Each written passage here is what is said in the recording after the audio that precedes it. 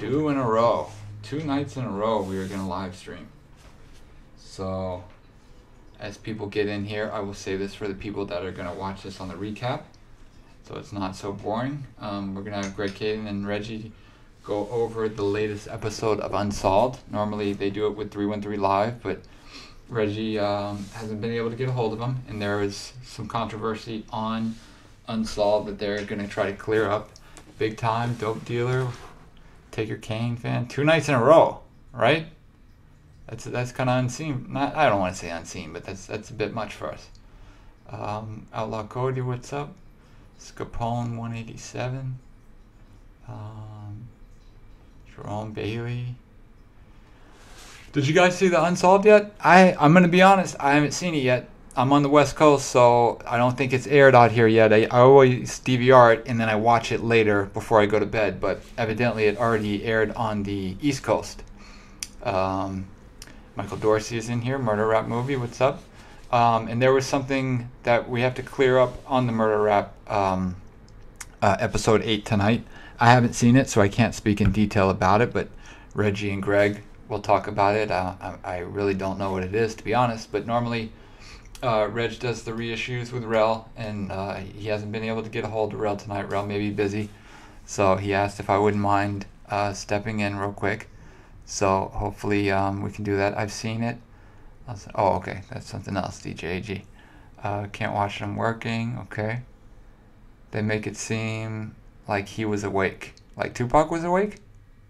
I haven't seen it, guys, so you have to fill me in a little bit until we get Reggie on the phone, and then Greg Kanding. But we'll see. Herv, I haven't seen you before, Vancouver, Canada. Welcome. Thank you for joining. Supreme, man, you're back. Supreme, I heard about some bad things, so I hope everything's good with you. I hope things are looking up. The hospital scenes were bad. Okay, well, we'll talk about that. And Michael Dorsey is in here too, who helped consult for that, so we'll see. Yeah, they had Tupac basically wake up, aware and awake. Oh, in the hospital. Okay. Yeah, I could see how that could be a little bit confusing, since we know that didn't happen. But you gotta understand too, like, this isn't a factual documentary. It's much like I don't want to say I told Reggie, but how I suggested to Reggie maybe the reason they did the Soul Train last episode was just to show that there was a confrontation between Biggie and Tupac before or after Tupac had gotten out of jail. So maybe they did it in some sort of context or something. Mo Premium said that Tupac was alert and shaking his head. A few people have said that, even Yo-Yo. Kenneth, that is, people have said that, but for as many people have said that, there's been just as many people that have said there was no... I mean, he was, according to the news reports, in a medically induced coma. And if you're in a medically induced coma, I don't know how you can shake the bed and stuff, but yes, DJ AG just nailed it on the head. It's dramatization. While it's done very well, and I'm not going to say anything bad about it because number one, I have not seen it, but I do really like the show and I do support the show. It will be good to get a little clarity on some of the stuff in there, but it's not meant for all of us. It's not meant for the diehards. I think it's more meant for the casual person, because I have friends at work and people that don't, they know who Tupac is, they know about Death Row, but they're not fans, and they love murder rap. They love, like, oh, I can't believe, all this stuff happened, and it gives such a good insight. So it may not be for people that really have studied every little piece of information or all these interviews. Murder rap, I think that anywhere in the story where there's conflicting reports, I think they often split the middle to please both sides. I can see that. That makes sense. Okay, Taker fan or Taker Kane fans, it's still a great episode. I'm looking forward to seeing it. I always look forward to the Tuesdays. I don't know what I'm going to do after next Tuesday when they don't come on anymore. Tyrone said some of it's bullshit. Well, I mean, that's up to public perception, but I've enjoyed it so far. I'm just glad the truth is out now. I just wish they didn't make Puffy seem like a good guy. I didn't know they made Puffy seem like a good guy. Oh, 2 more shows after this. Okay, so we got 10 episodes. I don't know why I was thinking we had 9. Never seen it. Last week's episode was me. Okay, I'm gonna call Reggie in about 5 minutes. We're gonna give him till about 8:45, and then we'll get him on the line. Sassy Low, Greg is not on the line yet. And I don't know if he's gonna. I mean, has he ever pointed a gun at a baby? That's a weird question to ask somebody. And I'm just going off of movies because I don't know shit about law enforcement. But if I'm a cop, which I'm not a cop, but if I was a cop, oh, there's Reggie. He's tired of me talking. But let me get him on.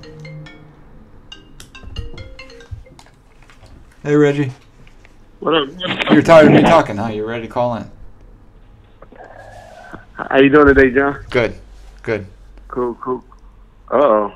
Got that bad phone again. Is it bad? You hear that buzzer? No. It sounds fine to me. Okay.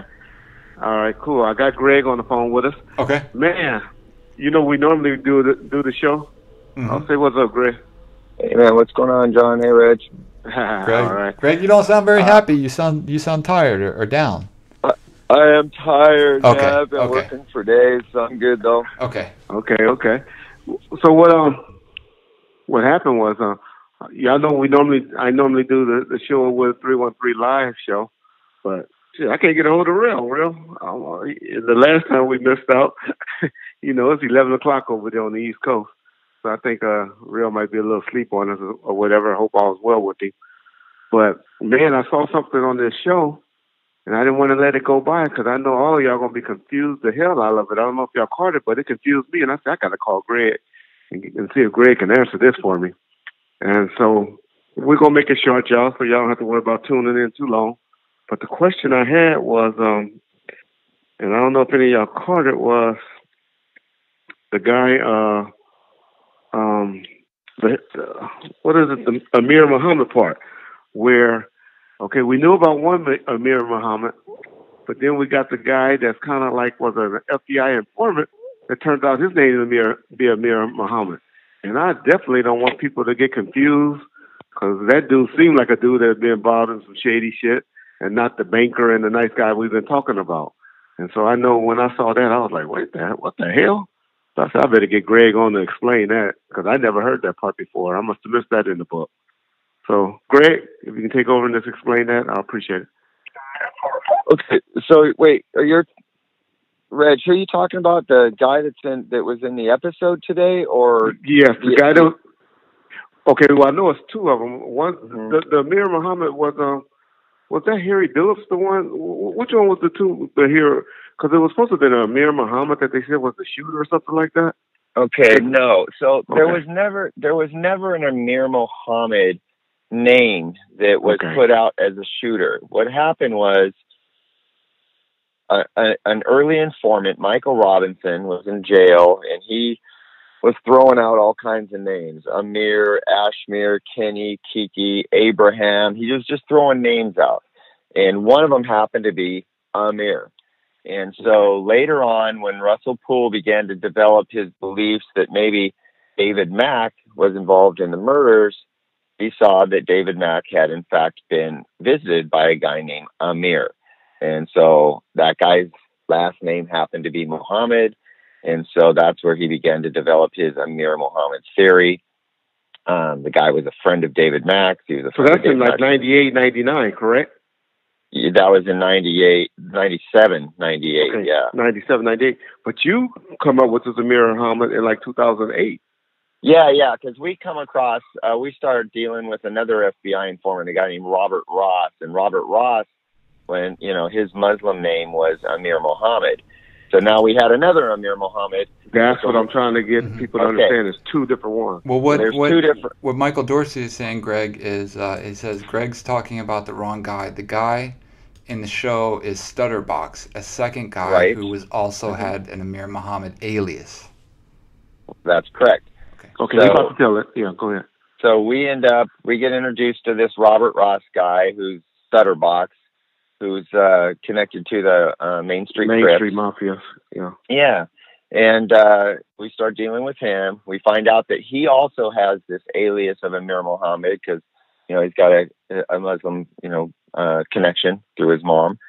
And we're like, wow, this is just so, coincidental. It's weird, But when you go back and look at Michael Robinson's information back in the day, the early 97 information that Poole was looking at, all of those details around that actually matched Robert Ross much more than they ever did Harry Billups and Amir Muhammad. When you look at all the details that Michael Robinson was throwing out there about the guy being a Crip, having a history in Compton, about doing bodyguard work, all these other elements of that early clue, they matched Robert Ross much more than they ever did the Amir Muhammad that Russell Poole came up with. So we're like, but in time, we figured out that it was all just a bunch of coincidental nonsense, really. Michael Robinson was lying out of his ass, and he came forward later and recanted and said that he was just reiterating shit that he was hearing in jail and making stuff up because he was looking for a break on his robbery charges. And so, when the very source of your information is telling you that it's all bullshit, well, then you don't put a whole lot of effort into, trying to prove lies. Yeah, exactly. And so there was never a connection between the Amir Muhammad of Russell Poole's or the Amir Muhammad of me and Dupree's. So it's just a name, unfortunately, that's been thrown out there. And poor Harry Billups, he was villainized over something that he had absolutely nothing to do with. Correct. Yeah. Okay. Well, cool. I just wanted to clear that up. When I heard that, and I was like, "Oh, the conspiracy theories and these people going to confuse the heck out of them." Well, they're also asking a lot about the Tupac being awake in the hospital thing. I haven't seen the episode yet; it hasn't aired on the West Coast yet. Yeah. But they said that's just for the TV. That's just for the show. Yeah. Yeah. Yeah. That was just for the show. We all know that Tupac was traumatized or in a induced coma. Induced coma at least 2 or 3 days after, after they did all the surgeries and all of that stuff. Oh, yeah. That's all dramatized for television because we're trying to make Tupac a real, he was a real victim, but we're trying to obviously bring his character to life in such a tragic situation. So, that's all that is. Okay. All right. Do you have time or do you feel like telling us a little history on Stutterbox? That was the guy I told you about that was pretty much ran Shaquille O'Neal out of. I hope Greg get into that. He's the one that ran Shaquille O'Neal to Miami. Y'all really think it was Kobe, but I'll tell y'all the real was this dude Stutterbox. Yeah, but I'll let y'all Greg talk about it, and then I'll fill y'all in on the rest. After he gets through. But tell us about Shaq and Stutterbox and all of that, if you don't mind. Well, I would like to be really careful about anything having to do with Shaquille O'Neal because people can misunderstand things. I have a ton of respect for the man, and I don't want to say anything that would put shade on that. So, he was associated with Stutterbox. Stutterbox was involved in all kinds of, double-handed nonsense, and got himself involved in Shaq's personal life, and then tried to extort money out of him. And, and that all, came to light. And, if you go back and look at some of the TMZ reports and stuff, you see that Stutterbox is just a street hustler, but that's what he knows. And he was trying to get after some of Shaq's money after he befriended him. And thank God Shaq didn't suffer, any harsh consequences over it. But, that's just Stutterbox. He's just out there hustling. Yep. Okay. And let me see, I had a couple of other questions. Well, I ain't going to put you on the spot about Alonzo Scott. There's another person, Alonzo Scott. Y'all never heard that name before, huh? All right. I'll leave that alone for now. And I want to ask the reporter. The reporter, is that supposed to be Chuck Phillips? Or y'all just making it seem like Chuck Phillips? Because the guy kind of favored Chuck Phillips a little bit, how he wearing his hair and stuff. Even though we know it was those two guys that was mainly following the Rampart investigation. It was two reporters that were assigned to the Rampart. I think it was Late and Glover. Maybe I think that was their names. Yeah. Anyways, those guys were on it. But, Chuck was always involved in the early reporting of the Biggie murder and obviously of Tupac, and then later on, he did this great article after Zip died. But so that character is very, very loosely based maybe on him just because he was at the LA Times and was very directly involved in the case. But Chuck Phillips never bought into Russell Poole's theory. Oh, heck no. No, he was talking to me then. No. Yeah, so that guy's more fictional, actually. Okay. Yeah. But they're trying to make it seem like Chuck a little bit, though, huh? Well, yeah, you know, again, it's TV and just trying to. You had so many different elements to this story, and when you try to pack it into a streamlined narrative so that people can follow it, it's a tough chore. It's a tough task to do this. Now, why did y'all have a Bunk? I'll call him Bunk, but you call him Wendell Prince or whatever. But why y'all had him quit so early? Because the guy that I really suspect him of being, and like you told us once, or maybe Mike Dorsey told us that he was a combo. But the guy I really suspect him of being was that cop that kind of replaced you once you left the task force. That the black cop that I didn't too much care for. That was an LAPD cop. So y'all just got tired of the characters or stuff, or? No. Well, that guy did actually kind of check out. He wasn't directly involved in like the day to day because. Oh, he did. Yeah, because we just weren't feeling each other, and he wanted to do things a certain way, and I wanted to do things a different way, and you know, we weren't on the same page. So he kind of checked out. But then after I retired, you know, he kind of stepped up a little bit, or was put in a position to kind of. But ultimately, Dupree took the whole thing over. You know, they just realized he was the best guy for the job. Yeah. Okay. Yeah. Okay. All right. Well, thanks. Well, Greg, I just really wanted to get you on just to kind of clear up that, because that confused me. So I said, if I'm confused, I know people are going to be confused. But I didn't even realize I was supposed to be a Stutterbox. But now that you with the Rolls Royce and all of that, that makes a whole lot of sense. Yeah. That's how he rolled up too, just like that. The first time we met him, I'm like, I'm sure he did. He was always riding around in that damn Rolls Royce. But yeah. Okay. Well, Greg, I appreciate you always taking the call. All right. Hey, thanks. Good talking to you, John. All right. You too. Thanks, Greg. Okay. All right, pal. See you guys. Bye. Okay. Well, that's all I really want to get on and clear up. Okay. And if y'all got any major questions, I'll do a trivia question for y'all. The Alonzo Scott. And then whoever answer it tomorrow or Thursday, whenever we go on, who y'all think Alonzo Scott is? They made that name up. I'll just give y'all a hint. See if anybody been really following this. Let's see, because I think y'all pretty knowledgeable and real smart. So let me see if anybody come up with it right quick. And not you, Mother Rap. Not you, Michael Dorsey. You don't answer. But I wonder, did y'all catch do y'all know who Alonzo Scott, who I'm talking about in the show? I have no idea. I know you don't know. Why you say it like that? Because you don't follow none of this conspiracy stuff. You just this conspiracy stuff I really don't follow. You don't follow that. I really don't. Uh-oh, somebody got it already. Somebody got it? Oh, no. I misread it. Let's see. No. Trey G got it. Oh. Yeah, look at Trey G. Yep. And that's who on tonight's episode? Yep. Okay. That's who it is, y'all. All right. Yep. Trey G got it. Is it a good portrayal or a bad portrayal of this person? Well, now that Trey G put it out, well, most of y'all haven't seen it, so I guess I'm jumping the gun. I guess because I got DirecTV, I think everybody. Well, a lot of people on here saw it because they were talking about how Tupac woke up in the hospital. You know, that's what they thought we were going to address. So yeah, I just told them I hadn't seen it yet. It hadn't aired out here, but if you want to talk about the show, you can. If people don't want to have a spoiler, just tune out and then tune back in later tonight when the replay is up. Oh, okay. Well, yeah. So that's two people we done found out that Greg gonna protect names, which is cool. I'm glad. Those are two of my friends. I'm glad he did. But yeah, that's who that was. Supposed to be. And then Chuck Phillips, he said that was just a fictional character, so that's cool. Mm-hmm.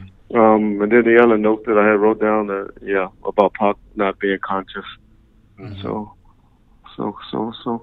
cool.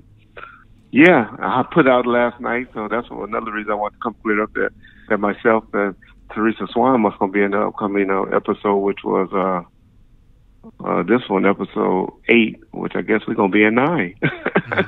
So I guess our boy G didn't. He got some bad information. He need to talk to Michael Dorsey or Greg Cadillac to find out the truth. So, yeah. Well, what did you think of the episode overall, other than what, some of the stuff you didn't... Like I said, they telling the story. Okay. And so you get to understand the whole story, but you can't take stuff word for word from what they're saying. Okay. Please don't. Yeah. Man, just like they start taking the shit from Battle from Compton and Michael Moore and got him and all of that. Right. Man, if they start doing that, we're gonna be trying to clear. I'll be trying to clear up shit for 5 years. Yeah. That's what I told him. It's a dramatization. It's not a documentary. So. Yes. But other than that, I like the story. Yes. Oh yes, Mario. We have some T-shirts left, so do what you got to do. Mm-hmm. Kenneth McLean, what you think? Let's see, what can I say? But best believe that. Oh, he talking about GMX. We ain't gonna talk about GMX tonight. Let's see, McMahon. Okay, Michael Dorsey, what you thinking? Michael Dorsey, can we call you? Let's see what Michael Dorsey want to talk tonight. Okay. Well, I'll Supreme's back in here. You night. got to give Supreme a shout out. He's back on after a couple weeks. Oh, Supreme back. Okay. Yep. What's up, Supreme? Supreme, we I don't know if we're trying to do a show. Maybe look like we're gonna be booked up this week, but maybe next week where we're gonna have Supreme, Gabo, The Real, and John on. We're gonna just talk about all the stuff that's going on your different channels.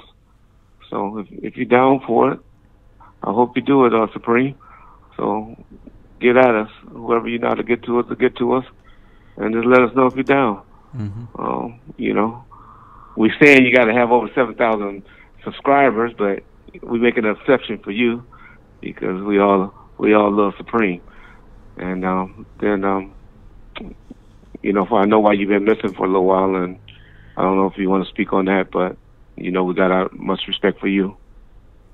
So, yep. Do you want to try to see call what Supreme said? Okay, go ahead. Well, he haven't responded to us. Yeah, I don't he want did. to call him without him. Yeah, he said call me up. He said call? Yeah. Oh, do I have my... Let me see if I got his number. Hold on. I think we always talk on Twitter, but hold on. Let me make sure I got his number. Hold on.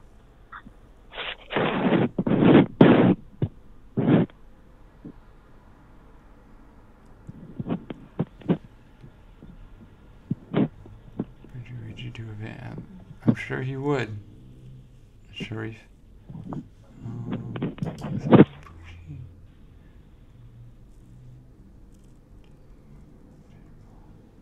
How many more episodes left? 2 more. Mike Dorsey said there will be 10 episodes total. Tonight was episode 8, so 2 more. Free 'em all TV. Donation. Link in the description. All right, y'all. Oh, go ahead. This is I'm sorry, John. This is Greg Cadilla's movie partner, Michael Dorsey. Hey, how you doing? He's on with us. He also was a consultant on the show Unsolved. So for those of y'all that don't know who Mike Dorsey is, y'all can give him his props for a great show. Giving us 2 great contents. Him and Greg put together Murder Rap, the DVD, and then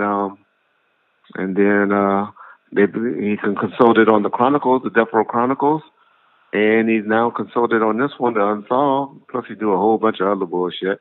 But anyway, this is our friend Mike Dorsey, a friend of the show. Hey guys. So, all right.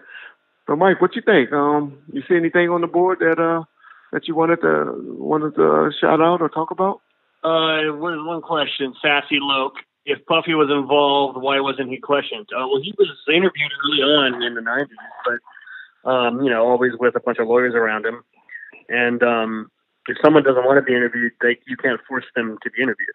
So that's how civil rights work in this country. So unless you got something on, you can't just force somebody. Exactly, you got to bring them to the table with something. Yeah. Otherwise, if they don't want to meet with you, they don't have to.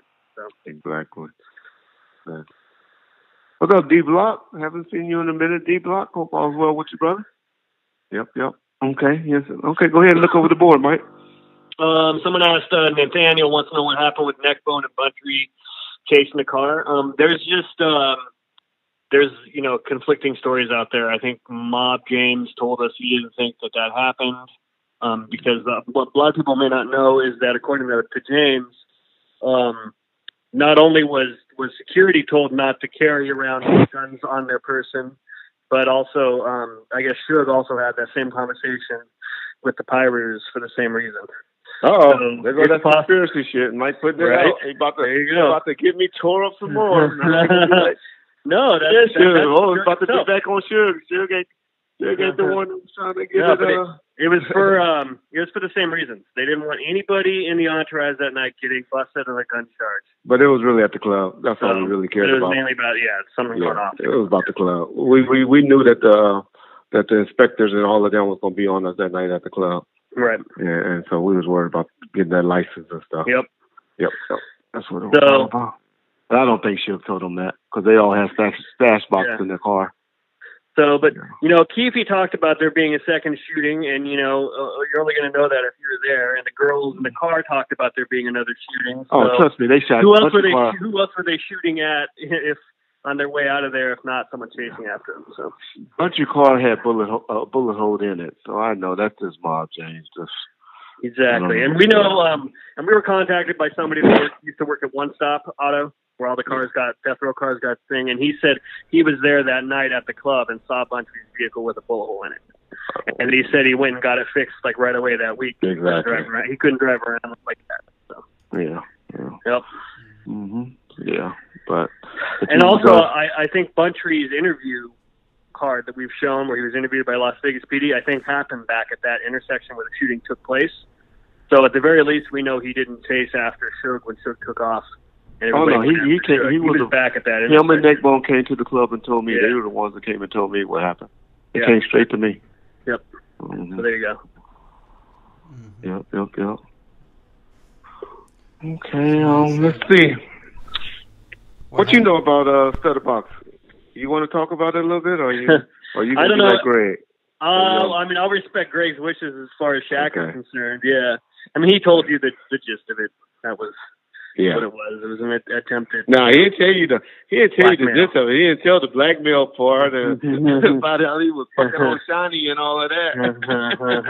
Putting shit in her ass and stuff. Basically, it was kind of like similar to Michael Duro. They realized they had a potential witness who was just telling them bullshit. And unlike a certain detective that came before them, when they saw bullshit, they moved on. Yeah. So. Yeah. Mm-hmm. Yep. Okay. Yeah, I guess that's pretty much it. Yeah. So now that y'all know, I don't know if I verbally came out and said it, but the guy that was in the truck was Whack 100, y'all. So I'll go ahead and put that out. That's in the book anyway. So. Yeah, and he had the trucking company, right? Yeah. So, I mean, it's sort of easy to figure him out. And I think Greg has told a story about going to talk to him before. Oh, okay. When they were doing the investigation, he talked about talking to him. Yeah. Mm-hmm. How's that dry snitching? MacArthur Productions. That was in the goddamn book. That's been out there. White probably talked about it if you listen to his interview that they came and interviewed and questioned him. But I was just wondering if people would have caught it, how because they try to make it seem to be someone else, and I didn't want somebody else's name coming up in the mix now. Who is Alonzo Scott? Oh, no, right now, Alonzo Scott is WAG 100. It's cash. Yeah. So anyway, y'all can see Russell Poole is about to. He said Russell Poole was depicted so poorly. No, Russell Poole was depicted the way he was. What y'all don't understand, look at the stress, and I was trying to tell y'all before this movie even came out, look at the stress that he put his family under financially and all that. You see, all the white keep asking him about is, you get a job? To go and have a job for 19 and a half years, 20 years you can get a retirement, and you go and quit your job? You quit your job 19 years, 8 months. He was 4 months short of a retirement, and he quit his job from getting a pension of 80 to 85% of his salary for the rest of his life for him and his wife. What type of dude does that? Who does that? I don't give a fuck how mad you are at the department. You don't do that unless you psychologically imbalanced. Yeah. Respect that man. Fuck that motherfucker. He been trying to prosecute me and spitting on my name since 1996, 1997. My daughter's still scared of the police behind them, come kicking them doors in my house on some bullshit. So no.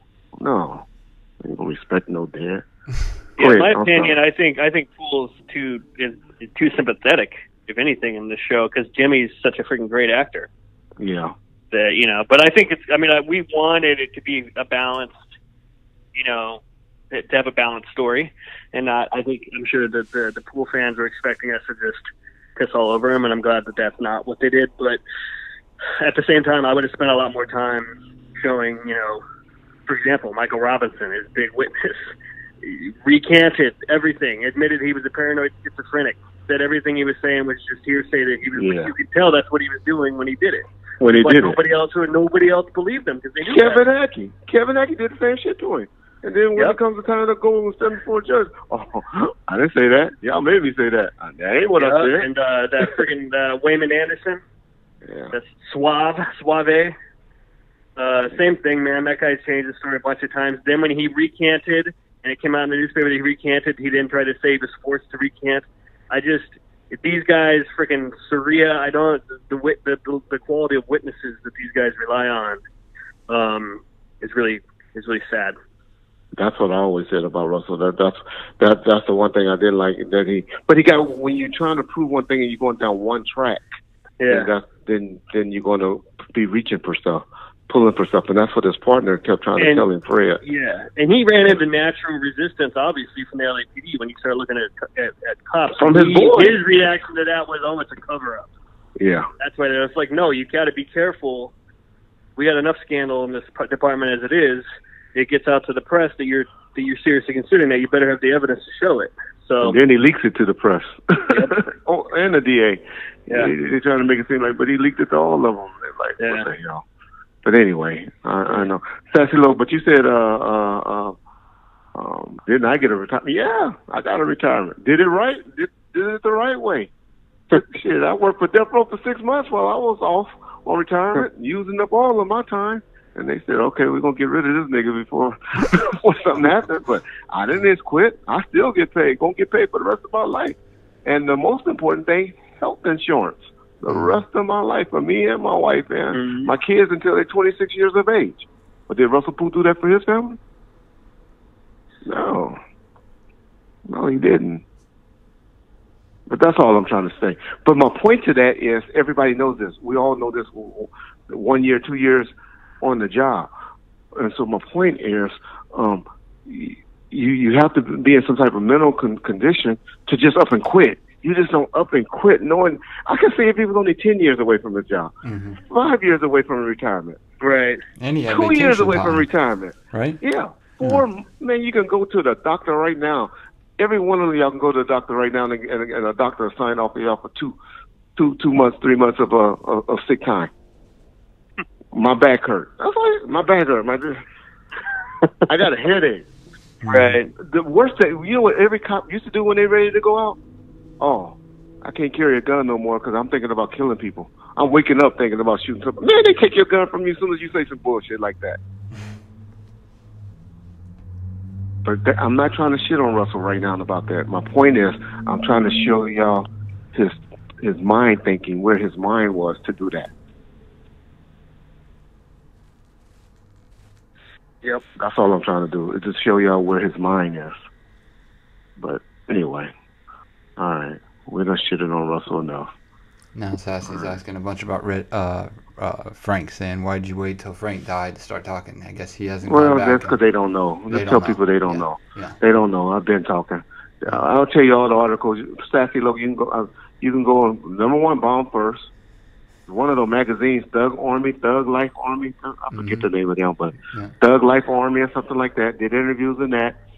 All hiphop.com. Did about 2 or 3 articles with them. The Vibe, Bomb1st, Thug Army. Shit. And y'all gotta remember, that was pretty much everything that was around then. It wasn't all these different YouTube channels that was around like they are now.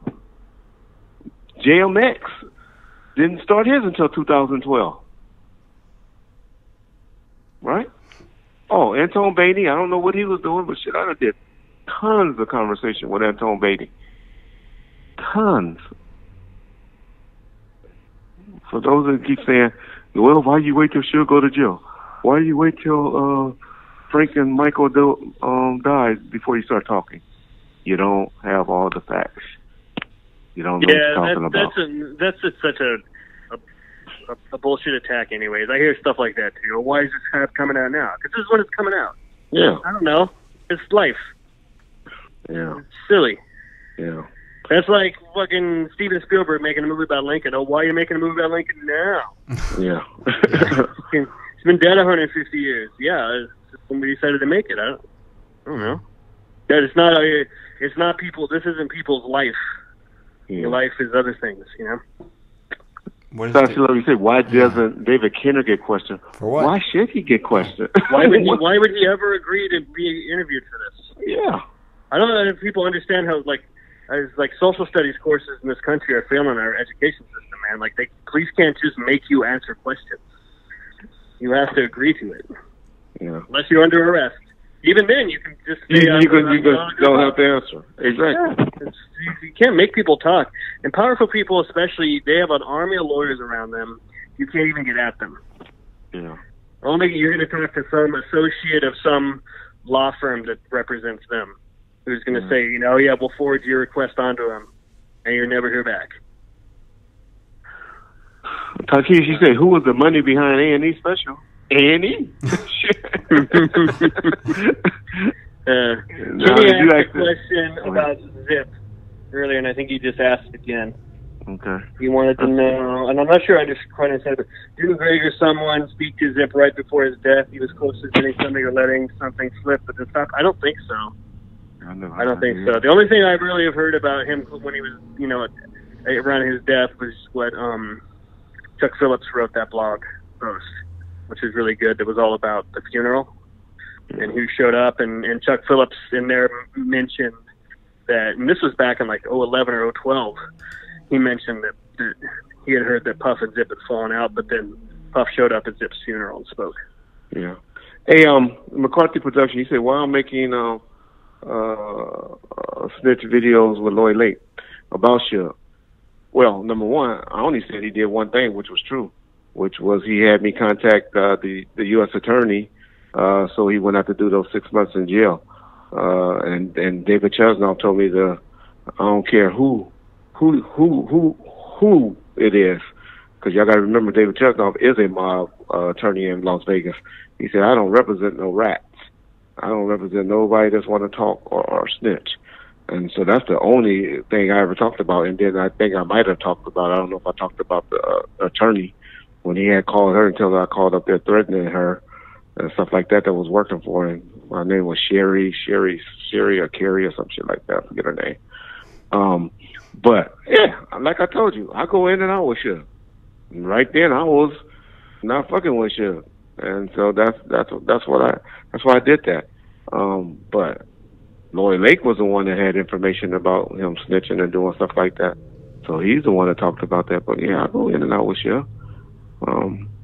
But yeah, you ain't never had a fight or arguments with nobody? Somebody say some shit about me, I'll go at you. Yeah. I'm not one to sit back. But yeah, but was Suge in jail then? No, on the streets.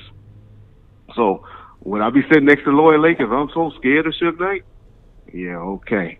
I should answer your question right there about why I'm always doing stuff once Suge going to jail. No, I was doing it before then. Was the FBI following Tupac? I don't think they were on us yet. I don't think they really got on us until after the shooting. I think they were just starting their case. I'm not sure, but that wasn't the picture. I think y'all cleared up who took the picture, and that's the only reason we thought the FBI was following Suge at that time, was because we thought that picture was so close and so clear. Yeah. Yeah. Yeah, and similar situation with Biggie. I think we've talked about that before. But they did. I saw some hip hop cop did admit that they were out there following them or something like that. They call them the hip hop police. Yeah. For Biggie? Yeah. In fact, I think I'm the first person that maybe wasn't directly involved with that whole operation to put together exactly what happened, because If you go into the case files, there's several different reports from different points of view that when you put the story together, you can see what happened. And what it was they federal agents from New York had somebody not directly in Biggie and Puff's entourage, but some of the guys that were kind of following them around that weekend. They had one of those guys under surveillance for, I think, a murder charge or a potential murder. And so they had them under surveillance, and then the night of the award show, they were across the street, and that's when somebody, a detective or a lieutenant there in South Central Division Bureau, heard about it. Mm-hmm. And he said, wait, we got federal agents from another state out here doing an operation. We haven't been told about it. So he went over there, and he found the guys across the street. And then when he looked over who they had under surveillance, he saw, the Suburbans, and he saw the off-duty Inglewood police officer that was in their group, and he recognized that guy. And then at that point, he decided it was an officer safety situation. If they were going to move in and make an arrest, he needed to warn that guy. Okay. So he went over across the street and warned that guy, and in the process of doing that, blew the whole operation. Oh. Because apparently that guy then told his client, hey, those are feds over there. And according to one of the reports, when Puff came out of the award show to leave, he looked across the street and waved at the federal agents. And the federal agents waved back.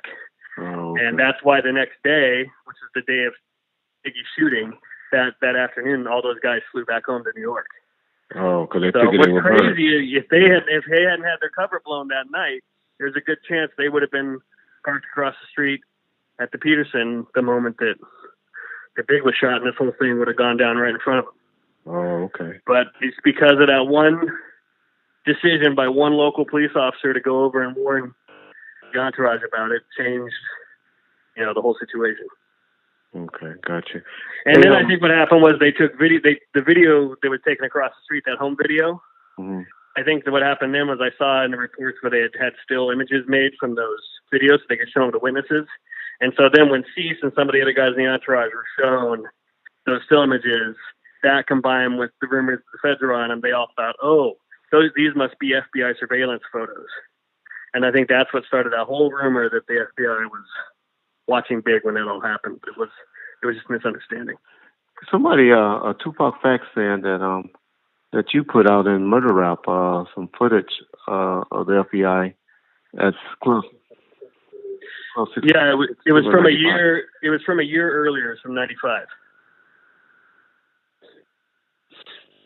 and it was like the parking lot. Are you there? I think Reggie hit mute on accident. Oh, I'm here still. Okay, cool. Okay. Yeah, that footage was supposedly from 1995, about a year or so earlier than when Tupac was shot. And I don't know anything about that operation or why they were there, but yeah. Yeah. What are your thoughts on some of the stuff that Eugene Deal says? Because I know he's put out that he doesn't think that Orlando Anderson had anything to do with it, and it's kind of. Well, I don't know why. I don't know. Here's the way we used word for word what he said in the movie, which was he said the New Yorkers that were in Vegas when the thing happened came home to New York and told him that Orlando Anderson had gotten jumped. He went and found his uncle, and the next thing they all knew, Tupac was dead.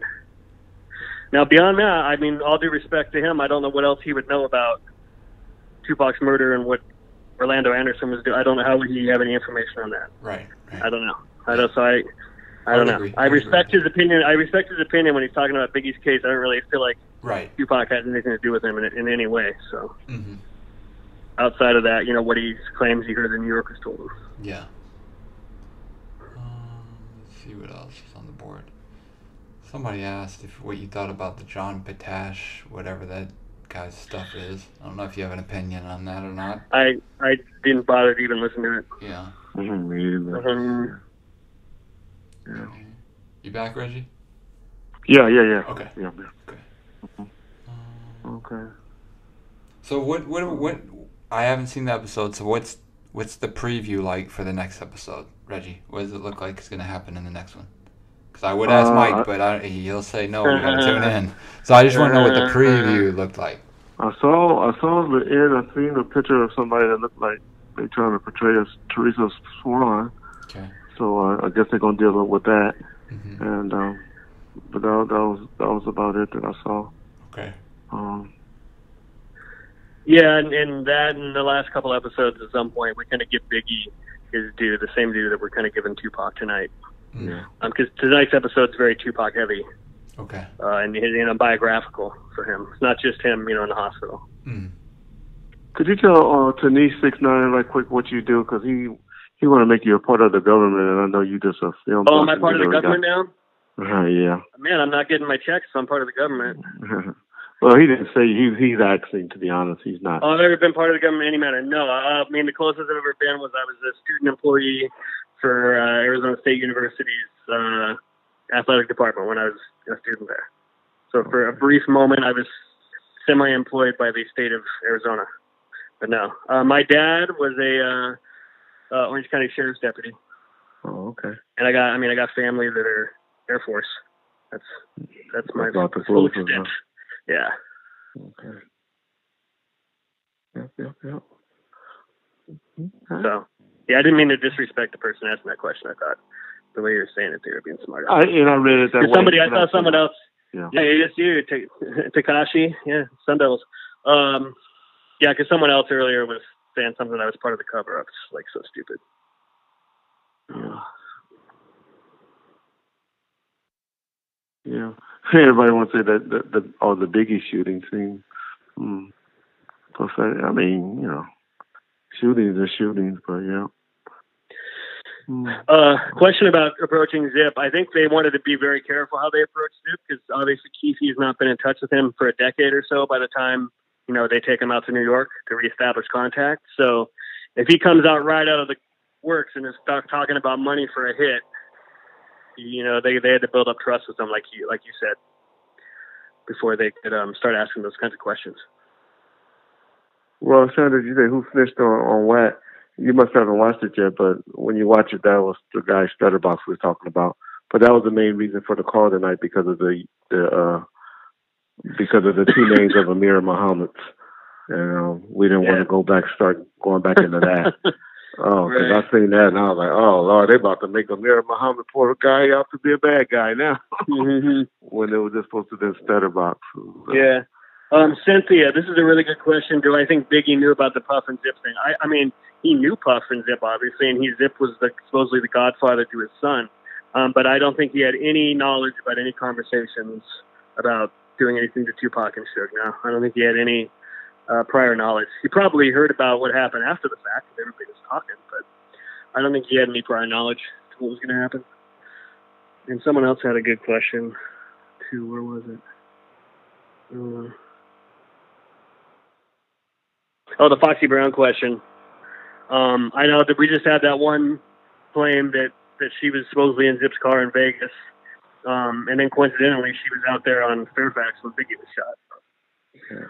I think Chuck Phillips wrote about that. Whoever Chuck Phillips informant was told him that Foxy Brown was in the car with Zip. When he took out the gun and said, "Come on with my gun." I got a gun and here's the gun. Which I don't believe that part because Southside Compton Crips, they had people out there that they could have got guns from. Yeah. And Jerome, I don't think that Faith knew about the hit either. I think it's a little confusing, but I think when Keefe claims that she called Zip's phone, I think that's just she knew Zip and knew that Zip was a well-connected guy. And this is the morning after, Tupac has been shot. Everybody in the world was talking about this, and I think that she just called. Was calling them one of the most connected people she knew to see what he knew about it.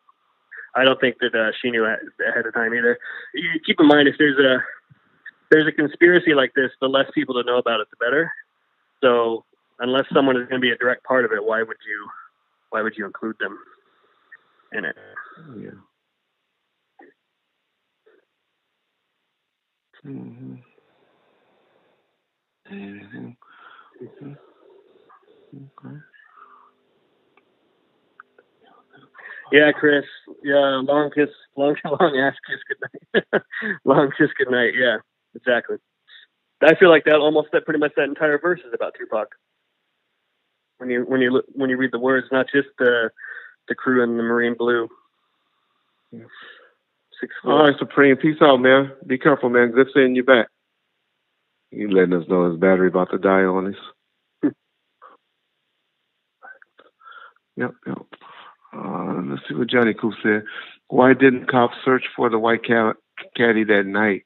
They knew what kind of car it was. What do we know the cops did? You know, I'm sure it was some gang cops that was out there searching and looking and driving around. You know what the detective's going to tell you is going to be something different, but Right. street cops and B cops, they're a different type of breed. They want to be the one to catch and be the one to chase you down all down through L.A. back to Compton or whatever. So yeah, and I think it was an impossible task. We've been to Vegas. I mean, it's the amount of parking spaces that are in that city is insane. Yeah. When you start adding up all the parking garages and everything, I mean, it could have been anywhere, and it just happened that it was only a mile away. But yeah. Jerome, they probably assumed that everybody just left the area completely, you know. For all they knew, those guys split town as soon as it happened. So, other than TV or dramatization, where did you hear that Faith asked, "Was that us?" and the person said yes? I mean, where did I saw that on a show, but Keefy D said in the confession thing where he says that they were calling Faith and somebody else were calling saying, "Was that us? Was that us?" But I don't know if that was taken out of context or not. Yeah. I'm not sure. Oh, yeah. Yeah, I mean, there was a lot of traffic, but, you know, some people will say, well, how were they able to make a U-turn when they saw the car? Because most people don't know on the strip it was crowded. But in the, on the side streets, it's not as bad. It's bad, but not as bad. Yeah, and that part of Flamingo is really wide. Yeah. I think there's like 3 left turn lanes, or two or three left turn lanes there, and then 2 or 3 more lanes of traffic on either side, and then a right turn lane. I mean, it was like, you know, on Tupac's side alone, I think there were 5 or 6 lanes right at that spot. So it's an easy way to easy place to flee from. Yeah.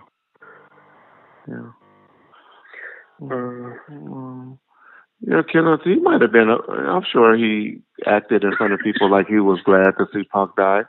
You know, that hit him up song. That hurt him to the core. And so, you know, I'm sure he was elated. But you know, deep down, what you really think?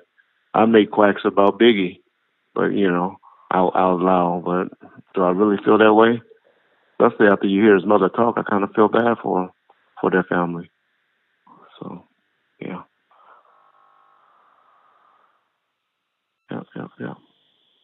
So what people say and what they really feel is kind of 2 different things.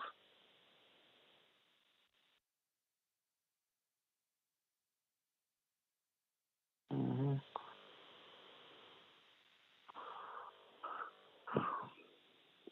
You still there, Mike? Yeah, I'm still here. I'm reading messages. Yeah, I know. That's what, yeah. We're all just sitting here reading the messages. Uh-huh. When is Suge's trial starting? Suge's trial keeps getting delayed. Yeah, it's 2 months away from April the 9th. So, what's that? April, May, June? Sometime in June, yeah. In June? Jeez, man. Yeah. Yeah, they gave 2 months from April the 9th. Because I've got to be like a record for most delayed trial in history. 3.5 years? No, I'd say something go a little longer. I heard something go past 3.5. Yeah, we here? John? Yeah, I'm here. Sorry. Oh, I thought you said hello. No. Tori Osborne, he said, did WAC 100 know Tupac? No. He didn't come around us until about 1998, 1999.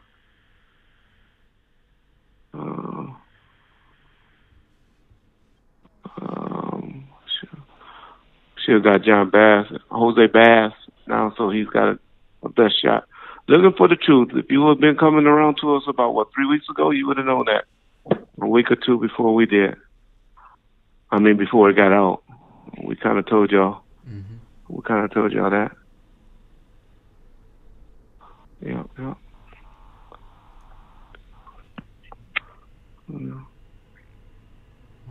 Yeah, we don't know what whack reasoning for not liking Tupac is. Yeah. Somebody said, Mike, how much responsibility does Puffy Combs truly hold in Tupac's murder? do you feel he could be brought to any sort of justice if he was involved? No, I think Puff's completely untouchable. I think the only person that can be touched right now is Keefe for that, because of that interview he just did with BET. And, you know, law enforcement in Vegas should be focused on that, whether they are or not. You know, who knows? It's been a couple months, so it's, you know, honestly, man, it almost seems like, I mean, when a guy can go on TV like that and tell you what happened, and there's like zero reaction to it, it feels like the rule of law just doesn't even apply to this case anymore.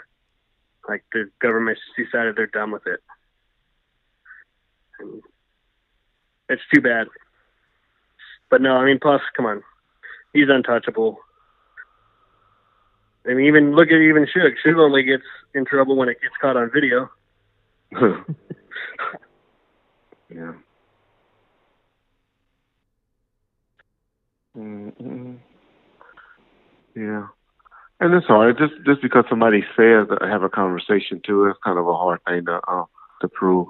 Just because, you know, a person is saying, hey, this person hired me and said to do that, that's kind of hard. So. Yeah, and I thought the show last week did a good job of playing devil's advocate with that. You know, who knows how it was, you know, interpreted or misinterpreted, or, you know, what was said or not said. But I'll just say I'm not any like less sure of it than I was when I put the movie out, though. Yeah.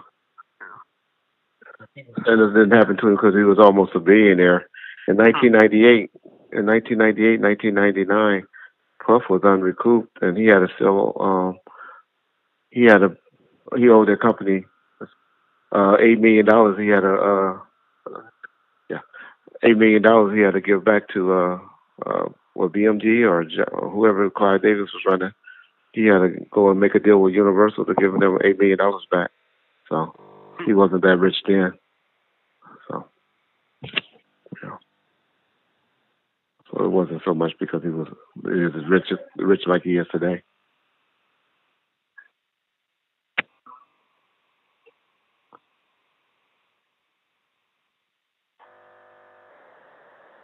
Yeah. No, Puff, to my knowledge, has not made any contact with USA Network or NBC University or anything like that about this. Nor have his lawyers, to my knowledge. Yeah.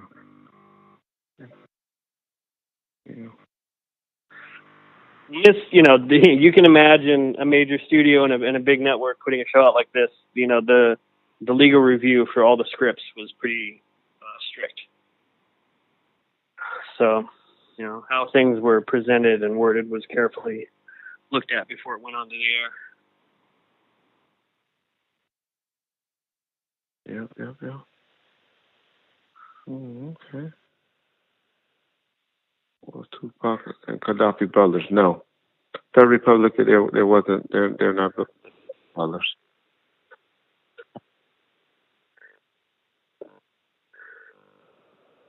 I don't know who the officer was who found the bullet casings at the scene. I don't know if that person ever been identified by name. I know there's probably multiple people. I don't know. Unlike the friggin' Biggie crime scene that was so poorly protected that they had witnesses walking up with shell casing that they found themselves and were handing to the police officers. I think one guy actually went to the hospital at Petersen and handed a cop there a casing he found at the scene. Yeah. Somebody asked, did the estate have to sign off on the show? No. No. They never even contacted me or anybody. So I'm just trying to show you how they don't have to do anything. But if y'all notice, there's been no Tupac music in the show. Y'all notice that? No. Right, no Biggie music, no Tupac music. I have heard that, I think certain people, certain relatives are watching the show and like the show. I won't say who all, but, it's too bad that kind of wasn't established beforehand so we could get the music. Because, people don't know where things are going to go when a show's being made and it's not them. But it's only one or two people that really can speak on it. Right. Meaning the sister, whatever input she would have on it. Yeah. Some will say the auntie, Aunt Glow. But I wouldn't even say her so much. And then on Biggie's side, just the mother and that kid and the kids. Yeah. Other than that, nobody really care about when y'all start going down the line of family members. Nobody really care. Yeah. Yeah, and to answer the legal question, just, when a person is a public figure, you typically don't have to ask permission for something like this. That's why Suge wasn't paid for Straight Outta Compton. Yeah, that's why he was so mad. That's why he got so mad when that whole situation happened. Yeah. So that's how, which I think is a good thing. I think it's good that the laws like that, because if it wasn't like that, then the only people that would ever make biopics legally would be the estates. Yeah. And do we really want to live in a world where the only version of a person's life you hear is the kind of sterilized, kind of fluffy version that you're usually going to get out of someone's estate, as opposed to something a little rawer and harder to, a little realer, I guess. That's what happened with the Freddie Mercury film that they've been trying to make and have been making. Back when Sacha Baron Cohen was attached, he wanted to show the good and the bad, and the estate didn't want to do that. So, I don't want to live in a world where we're limited to just that. The approved Disney-fied story of someone's life. I love how people on the board think they know this because they read and research and all of that they think they know what people thinking like that. Like somebody named BMO32 say, Pac's sister's not about to talk to Reggie. How you know? Have you ever even been in the same state or the same zip code as her at the same time? I bet you never even been in the same zip code. You can't even, other than you just know her name from reading and studying and stuff like that. What do you know? Hey, Reggie, speaking of people, who do people know? Did you ever hear of, because someone approached me with this name and I don't know who this person is. Have you ever heard of a Southsider who went by the name Muggs? Not Southside. I know a guy from that's Muggsy, Mac 10's manager. Okay. Muggsy's from, but he's No, this would have been like an alleged this weed dealer for Southside. Muggs. M-U-G-Z, Muggs. I asked Lad, and Lad hadn't heard of him. I don't think Greg had either. Yeah. No, I can find out though. I'll call Noel Johnson, Little Spanky. Let's see I might get Little Spanky on there. Give us some history on Southside. He's a preacher now. He's a minister now. He don't want to check out for that. Oh, you're in touch with Big Spank? Yeah, Noel Johnson. He's like a motorcycle preacher. Yeah, he's a motorcycle preacher. He's on my Facebook page. What? You want to go on there? That's awesome. Yeah, but he's in Vegas. He lives in Vegas, but that was my boy. Well, that'd be do you think he'd ever do an interview? I'll reach out to him tomorrow, see what's up. That would be awesome. Real cool. That would be really cool, man. Okay. I had thought about him last week. Yeah, Noel Johnson. He's got stories, man. He had lowriders that were in.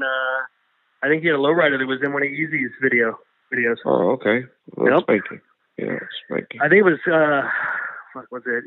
Real motherfucking G's, Common City G's, I think.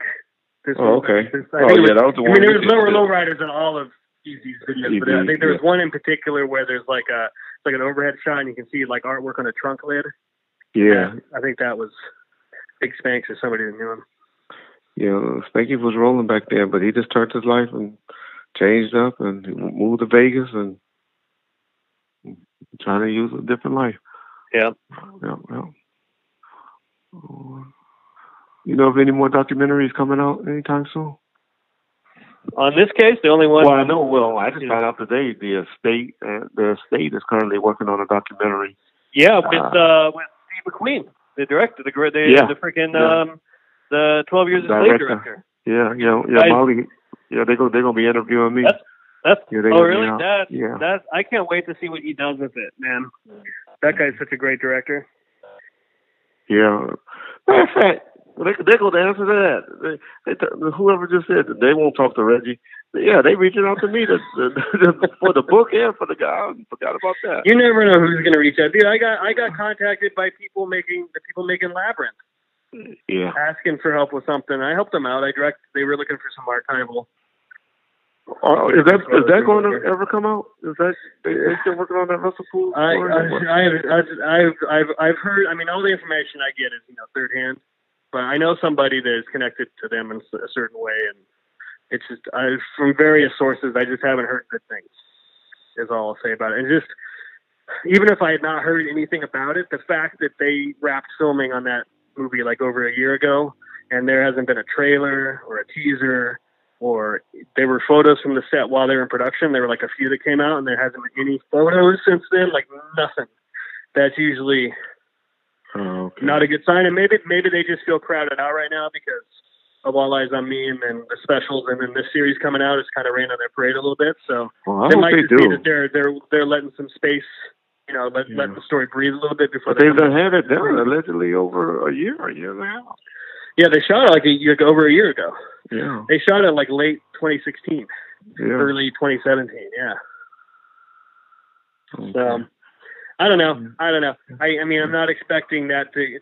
People criticize some of the factual inaccuracies in Unsolved. I'm not expecting a whole lot from that film when it comes to honest directly. And also, I just don't know, how do you follow Jimmy Simpson is turning in an Emmy-worthy performance as Russell Poole? I don't know how you follow that up. He's done so good as him. He has done a good job. Like, oh my God, that guy. Yeah. Everything I heard about him, he's turning out to be. What I'm saying is, just bullheaded, and I'm not saying it in a negative way. Just bullheaded, and then believe what he believes. Right. And then that you can see the drunk part, and you can see the kind of mental conditioning, with the family and stuff like that. When the wife is trying to say, hey, how you don't even consult your wife about leaving your job like that. But all those things, I mean, he's making you understand. He's really making you understand. I kind of had tears in my eyes on the Tupac scene today when I seen them when laying in the hospital bed and stuff like that. Yeah. UD style, how much of the real story do I feel didn't make the final cut of Unsolved? I don't know, man. I mean, obviously, you could do 5 seasons on this story and still not have, run out of material that you could go over. I feel like they got on all the most important parts of the story. And I'm glad that they didn't shy away from going into the bad boy side of things, because I know that was one of the big criticisms of Death Row Chronicles, was that they didn't. I mean, they made everybody in the East Coast just seem like like innocent angels. Yeah. But I'm glad that the show was willing to go there. Yeah. Yep. Oh. Yep. DSK Peasy. Pissy. What am I lying about, Pissy?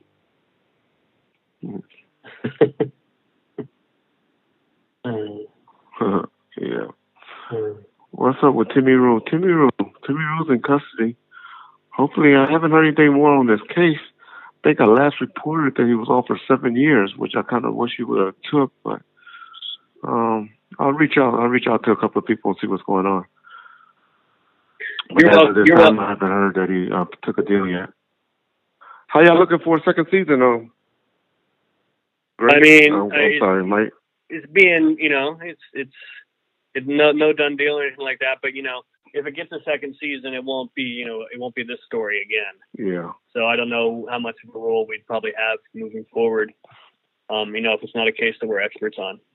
Got you. But I was a co-producer on this one, not just. I started out as a technical consultant and then got elevated to co-producer. So when you watch the credits, you watch real fast. You'll see my name to Bones, actually. They made him a producer too? He's a co-producer. Yep. Boy, going to get locations got him up there, huh? Yep. Yeah, because he also. Did y'all get co-producer money, or they just kept y'all the same? I don't know. No, they just gave y'all some name shit. I don't know. No. If you got a nice check for being a producer. No comment. Yeah. All right. Cool. Well, cool. Puff Daddy had a track called Stop Yapping. What's your intake on that, Reg? I don't know much about music, so I'll be lying to you, Mr. Phillip. You should listen to that. That was like a mixtape that he put out. Oh, okay. And he's just kind of like free association, just talking shit. He refers to Tupac as the actor. He listens to the end to Hit 'Em Up and then comments on the song as it's playing. I'll send it to you. Right, that's right. You hear like the backing track for Hit 'Em Up playing in the background. Right. Yeah. Somebody asked was Sugar Bone ever cool. I don't know if you heard on the interview with Mootown the other night, but he kind of said that he came up to the studio with us when, and I used the words, calling himself trying to smash on us, but kind of like being security with the Outlaws, but it wasn't really like that because we was cool with all of them. And plus, you know, y'all got to understand the blood thing. So you can't really, you got to really have a reason to be smashing or fighting with somebody. But you had guys from the Nickerson Gardens, because you had some guys, you know, Flipside, some of their guys was with them. And some guys, Bones is from Athens Park, Rules. And so, you know, it wasn't like we was intimidated or anything like that. But we didn't really have major problems with the Outlaws. But Bones always thought he was like, had a little juice in the city and wasn't intimidated by Suge and the entourage, nor were we nor were the Mob Piru guys were intimidated by them as well. And so it was kind of like a mutual respect thing. And so I don't think they ever had any run-ins with each other than the incident at Towns, because that was really Suge messing up his money, is how he took it. We'll talk more in detail about that when I'm saying messing up his money later. But, you know, so I don't think either one of them feared each other. Yeah. Yep. Suge ran him over because he walked up to him socking him. I would have ran his ass over too. Where he messed up at it, he ran him over twice. That's the only problem. If he would have just ran him over once, and even if he would have ran him over twice and went straight to the police station, he would not be in jail today. That's all he would have had to do, is go straight to the police or go to a phone booth. Just get out of there and call the police. Get out of there, call the police, or get out of there and go to the police station and say, "Hey, I just ran over some guys." And they'd be like, "Why? Why you leave? Why you leave the scene?" Because I fear for my life. He would not be sitting in jail right now today. You know, I'll be honest, I haven't checked with any of his family members to see if he got out. I know the condition wasn't as bad as it was reported. So I'm pretty sure he got out. But who got out? But you said he did? No. I'm asking who are you talking about? Who got out? We're talking about Shug. Oh. They were asking, was he in the hospital? Oh, gotcha. Okay. I mean, still in the hospital. Okay. Sorry about that. Yeah. But I'm not sure, so I'll find out. Reggie, you and that guy Real from 313 are killing the game. Okay, appreciate that. Leonard, what about my boy from Bomb1st? How's he doing? They don't like me. But they on your board right now, so yeah. Now they like you. They just like Real more. I told you, Real people are loyal. Yeah. They real few are loyal, which is cool like a mug. They're loyal. Yeah. All right. El Gavian. Yeah, Evangeline 83. His shirt went out today, so he's saying you killing the game too. Yeah. Oh, Jaja on here. Man, Jaja was on that crazy dude. Boy, fuck Jaja. Tell Jaja. Make delete Jaja. Get him. I don't even let him comment on that shit. He was talking shit on somebody's board today. Was he? Jaja, you just yeah. Thank you, DJ AG. Yeah, he's a bitch ass nigga. I hate bitch ass niggas. You can have an opinion, but don't be a bitch about it. Yeah, get rid of Jaja. That's why I like searching for the truth. I don't agree with what he believes, but he's always respectful about it. Yeah, that's all I disagree. Ask. So that's cool. Yeah. Yeah. Oh, let's see. Reggie did should feel guilty dragging Tupac into this mess. Oh man, come on. You feel guilty that somebody that he loved and respected got shot and stuff like that. But he didn't drag Pac into this mess. Pac was a grown man. Pac wasn't a 15, 16-year-old impressionable kid Pac was smarter than probably all of us. So no.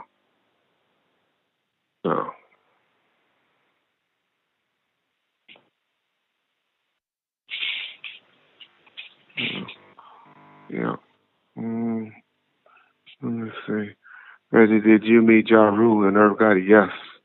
Yes, I did. They were cool dudes. Both Ja Rule and Irv. They were cool dudes.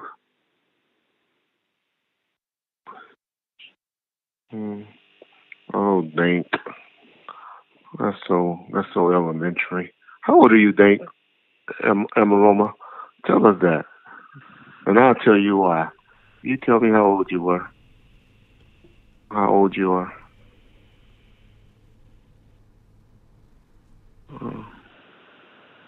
It's true. Shouldn't I cry a lot? No. No, I never seen Suge cry before in my life. And I don't think anyone else did.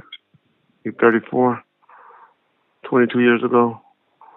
So what, that'll make you 12 years old at the time? All right.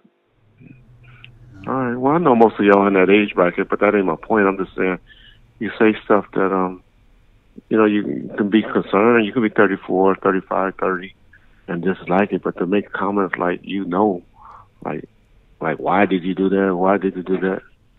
The question is, did you? Not why did you? You saying it like it's a fact, like you know.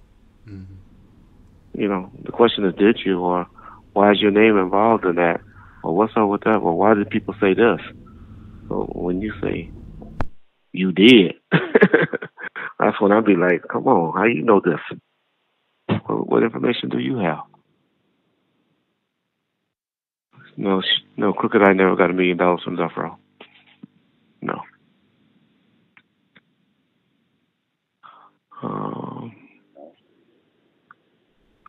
He might have had a good deal. He was getting a nice monthly. He had a house. And then he was driving around in a 500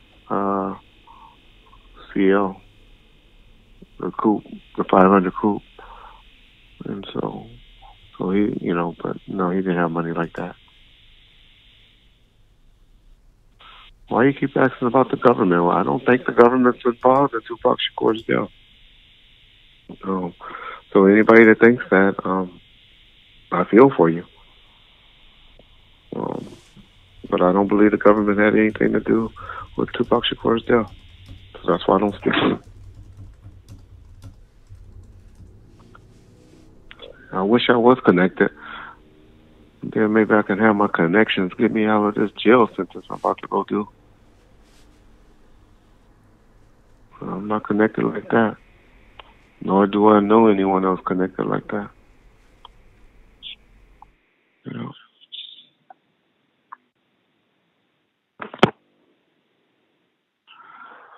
All right, John. So, man, we got a lot of people going, but, man, it's a lot of...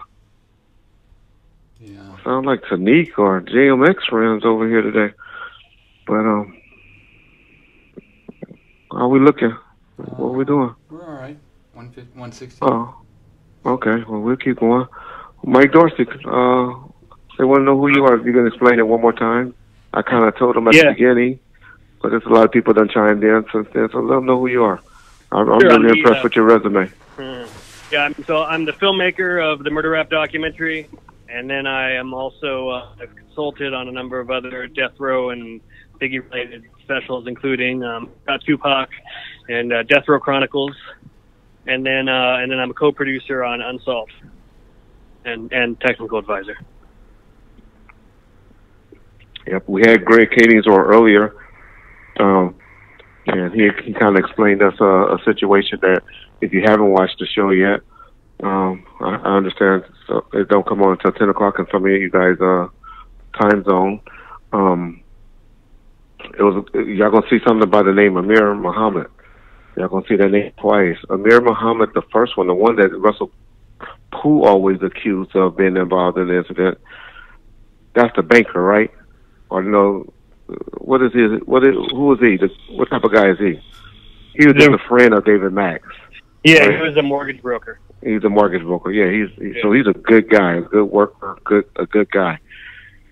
And then you're going to get another guy that's going to, we know him as Stutterbox from Main Street Mafia, which they don't fuck with him too much no more. So they'll probably get mad we saying he's from Main Street, but there's some issues behind all of that.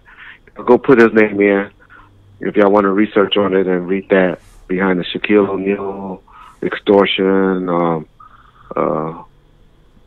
Who was it that they were trying to get for robbery or a case? Who was it? Was it Del Dog?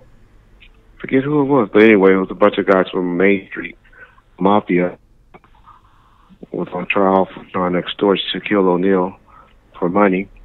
And Stutterbox was the main one of the characters. He was the person that was doing it. I forget how it all goes, but it's real major. It was a real big thing out here in L.A. So if y'all go and read that or push that in, y'all see more about his character. But he also used the name of Amir Muhammad, which we just found out today in the show. I don't know how many of y'all knew that. And so it's two Amir Muhammads. And so that's why we had to get on and do this show to clear that up for all you people that, like I said, we all putting out the information. I was confused when I heard that name. And so I know, so y'all kind of got confused. Or I didn't get confused and y'all thought they were talking about the same person. And I definitely didn't want that to get out there. Y'all seen how this guy, the second Amir Muhammad is, y'all be like, oh yeah, he definitely did it. Well, I think they do a good job of, with Josh Duhamel character and the task force of kind of showing, wait, we got another guy named Amir Muhammad? Like, what are the odds of that? Yeah, but you know what I mean? Yeah. Who heard that? Hopefully people heard that on that part. Yeah. But I do think that Greg made a good point earlier in that there's a lot of evidence, I think, that this is the guy that Michael Robinson may have been trying to allude to when I believe that too. When he did that dumb confession he did, and it was all bullshit, but he was just trying to throw names he knew from the neighborhood against the wall. And he started describing this guy, and because of just a coincidence of another person named Amir visiting David Mack and Russell Poole seeing that, he assigned it to a completely different person. And frankly, to me, it's super embarrassing that they was ever looked at. A guy who lives in San Diego, and you're saying he's supposed to be a Southside Crip bodyguard? Yeah. Yeah. That guy, limousine. How do you... If that Russell Poole, that liver rip story ever come out, that guy going to sue the shit out of that. Oh my God! I hope if they name him, yeah, crazy. They got to. How can you tell the story without him? I know. My only thing. Well, look, they made up this freaking Jack Jackson character or whatever that's supposed to be Poole's journalist sidekick. Oh, okay. You see that? He's like this. It's being played by what's his name? The great actor. The great black actor. His name, the other guy that's starring in Labyrinth. I don't know nothing about it.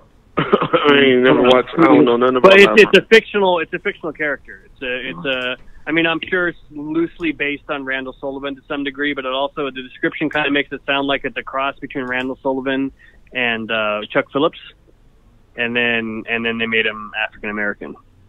Okay, official LKO. They didn't say who he was, but we know he's from Main Street Mafia.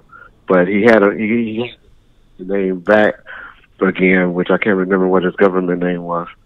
But then they showed a driver license that his AKA used to be Amir Muhammad back in. Now I'm really about to fuck y'all up now. Guess who he was tight with? Well, I ran into him at a couple of liquor games with. Yeah, Robert Ross. Thank you, Cynthia, AKA Stutterbox. But guess who I saw him with? You remember that tall guy with the bow tie? Mm-hmm. Mm-hmm. Oh boy. Yep. Forrest Whitaker, the actor. Oh, okay, Forrest Whitaker. Yeah. With that tall guy with the bow tie, they were real tight. They used to, man. Yep. Oh man. Oh man. So that's crazy. That part right there kind of make me raise my conspiracy hat. Right. Yeah. But anyway, Man, but there was something else. I had another point about those two. Well, not so much about those two. I had another point though. I had wanted to make. All right. Well, we'll get back to it. Well, I'm gonna cut out now. Actually. Okay. Yeah, we're gonna get off in a minute too. The West Coast show just started. Okay. Okay. I gotta watch it too. You done watched it about 5 times. You want to see what commercials in it or something? No, we do little watching parties. Some of the girls go join up with them. So. Okay. Well, appreciate it, Mike. Good hanging with you guys. Sorry if I kill Greg again. Yeah, I will. I was doing some other work here, guys, at the end, so I wasn't reading messages. So sorry if I wasn't. No, you did great. Ignoring somebody's questions. You answered a lot of the questions. Always appreciate it. Yep. Yep. Okay. All right. Well, cool. Well, I'll talk to you guys later. Okay. All right. Thanks, Mike. Thank you. Bye. Man, I had something I wanted to say on that, but I forgot about it. Who's the tall guy with the bow tie? I don't know what you're talking about. No, leave that alone. You don't want to say? Okay. We'll leave it alone. Well, we mentioned it once on our show. All right. We mentioned it once on the show. Well, I'll say it. I don't care about nobody no more. Don't burn any bridges. Don't burn any bridges. No, me and Shaheed cool. Yeah. Shaheed was the tall guy with the bow guy. Yeah, old Shaheed. And him and Stutterbox was cool. Yeah, they were the ones, if you ever heard of the guy we were talking about last night, Assassin, David Thomas, getting robbed and held up for some money and stuff like that, getting extorted.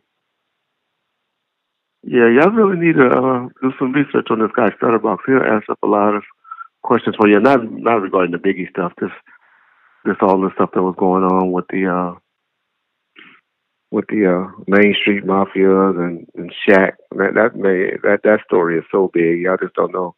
That's a story that got really swept under the rug out here about Shaq and his wife, and that's how she was real so connected out here in L.A. And that's why Shaq was doing a lot of stuff for those Main Street Mafia Crips. It was a lot. It was a lot. Oh, Magic, Magic, yeah. But Magic is different. He didn't run with them. Magic was just, Magic was an extorter. He just know how to get money out of people. He's one of those, you come to our town, you gonna pay. Okay, who you are. Yeah, Shaq did a deal with Ray J. He did it over with Koch Entertainment. It wasn't under Twism. It was under another label, though, that he did after Twism. That he put some money behind some people and did. Yeah.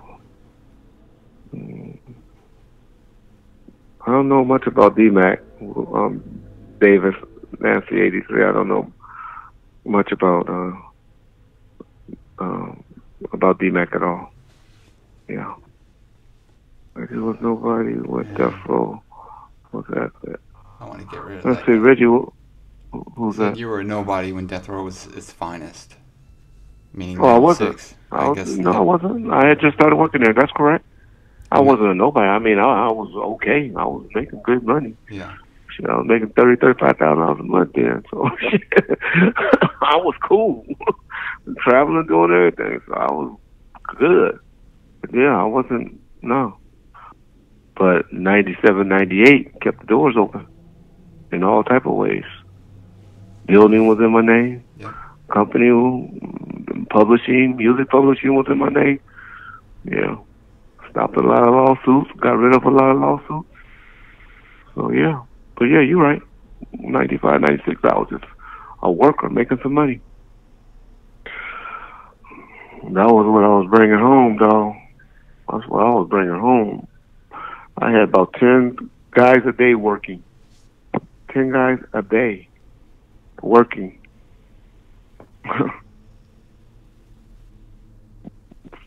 Yeah. But anyway, those were the days. Yeah. Oh, Shaq did was good. The West was whack. Yeah.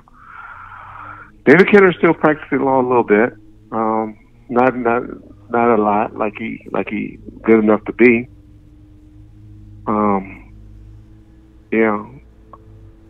So David Kendall was he's still a good attorney. Like I said, if I was fighting my case and had a lot of resource, he would definitely be my attorney, especially if it was an LA thing, because he know how to talk. He's real charismatic with people. He's a real smart man. You know, he don't get excited, even cool all the time, even cool. Real smart man. Yeah, I made more money than a lot of the artists, but I had a lot of responsibilities too. And I had a lot of people working for me, so I was in business for myself. So I had a liability insurance. I had a lot of stuff out there too. But I had built a company. Yeah.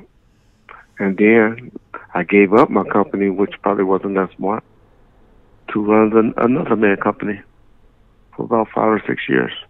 I always wondered where my company would have been if I would have just walked away from death row when Suge went to jail. Because I then had everybody. I was doing everybody videos too. I had all of the production, any type of movies that was done, or my security was doing security on the sets. I had about 4 or 5 auto dealerships. Yeah, but anyway, made a decision, and I can't look back on it. And life was good until my boy got a little jealous of me. He came home and was a little jealous. And you know what? We would have worked it out. That was just me being like, "Hey, this your shit. You take care of it." Wish I would have stayed there and been stubborn and made him do the right thing, because he would have done the right thing. Yeah. If I would have known he was going to fuck it up like he did, I would have stayed home, you know. I would have stayed there and made sure he did the right thing. Had you stayed, it probably would still be here today, because just off the catalog. Definitely, because we wouldn't have got that. We wouldn't have got that. We wouldn't have definitely got that judgment. I would have never let that judgment go down. Yeah, that judgment wouldn't have went down at all.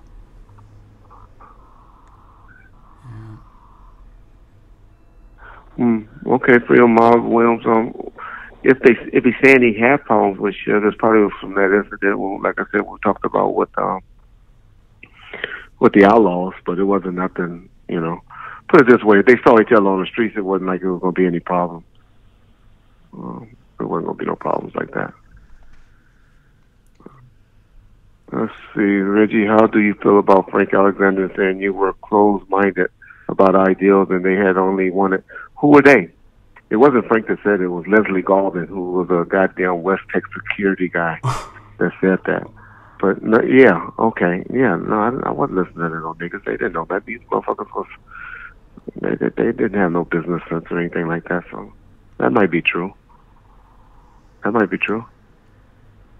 Only one doing something a little more productive right now is Kevin Hackey.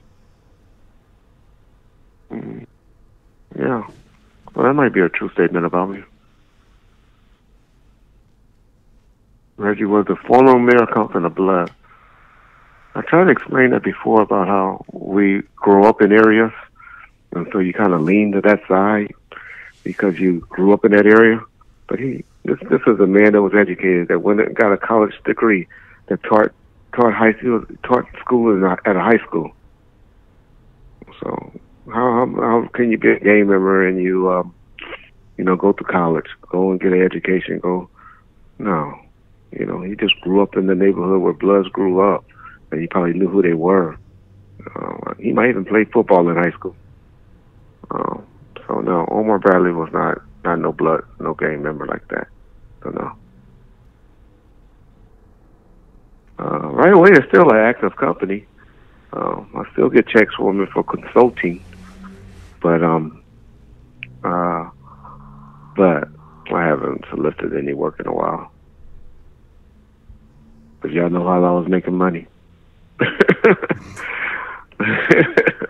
So, I ain't worked since 2009. But anyway, Reggie the Daru and the Realist squashed their beef. I never heard of a beef between Ja Rule and the Realist. Yeah, I never heard of any beef between them. Do you think Suge wish he would have kept Dre by his side. Yeah, he never really wanted that to go. That was Dre's decision. No matter what y'all hear and what y'all believe, that was Dre's decision to leave. Yep. Should like things as they were. What year did you should know? Okay, I'll answer that. Just tell me why y'all didn't protect Tupac to the fullest. He wasn't important to y'all like that. All right, let's do this. Okay. How would you tell me? How can you protect an artist? How would you protect an artist from that situation? Y'all hit me up on the board and tell me that. How would you protect? In the car? Cool. Sitting in the car. Yeah. Somebody decide they want to drive by and shoot into the car. What would you do? How would you do? I'm curious to see the answer to this. Yeah. Come on. But we don't have presidents with the best Secret Service and all of that killed inside of a car. I don't see any answers yet. Come on, I'm waiting for your answers. All right, let's say bulletproof. I know that bulletproof one gonna come out there. Can you bulletproof every car that he drive in, or only make him drive in a bulletproof car? Okay, might have could have did that. I might have could have just made him drive in a bulletproof car. But in Vegas, they want to be seen. They want to be in something nice. They want to be in. Okay, so there goes the bulletproof car thing. But okay, if you just gonna have him drive around in one car all the time, armored truck and all of that, yeah, okay. 2020 hindsight, he probably would. I probably would now. We all probably could say, hey, remember what happened to Tupac? We better bulletproof this car. Y'all can't have nice cars. Y'all can't have no Rolls Royces. You can't have no Mercedes. You got to drive around in these heavy ass cars. Mm-hmm. Okay, that's one question. If you can get your artist to go for that. Somebody said, don't have Pac sitting on the outside like. Yeah, have him sitting in the middle like a little bit. Who likes to sit in the middle? Yeah, he wouldn't go for it. In the middle of a car now, and have two security guards sitting around them. Who does that now? Y'all fight over who gonna get the front seat of the car like now. Yeah, so y'all want to put maybe a little bitch like Prince and Michael Jackson and all of them might do some shit like that. Tupac Shakur wasn't gonna do that. He wasn't gonna have Michael Moore sitting on one side, Frank sitting on the other side, and him sitting in the middle. Mm-hmm. These are rappers, y'all. Y'all gonna respect them for that? Come pulling up like that, getting out with the security. All right, so there go that. So we can't do that.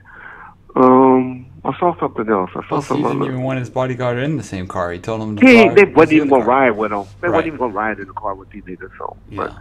But, okay. Now okay. Beyonce got a nice little car, but I bet it ain't bulletproof. But she got that nice little van that she rides around in, and all that. But that's a female artist and all of that. Mm-hmm. That's probably to ward off paparazzi more than anything, don't you think? The van? That, and just for comfortability for her and her kids. Okay. Because she'd be having her kids with her. Yeah. They might ride. They might ride a couple of places in those sprinters and stuff like that. Mm-hmm. You had a nice freak out sprinter. Mm-hmm. I could see them riding in that.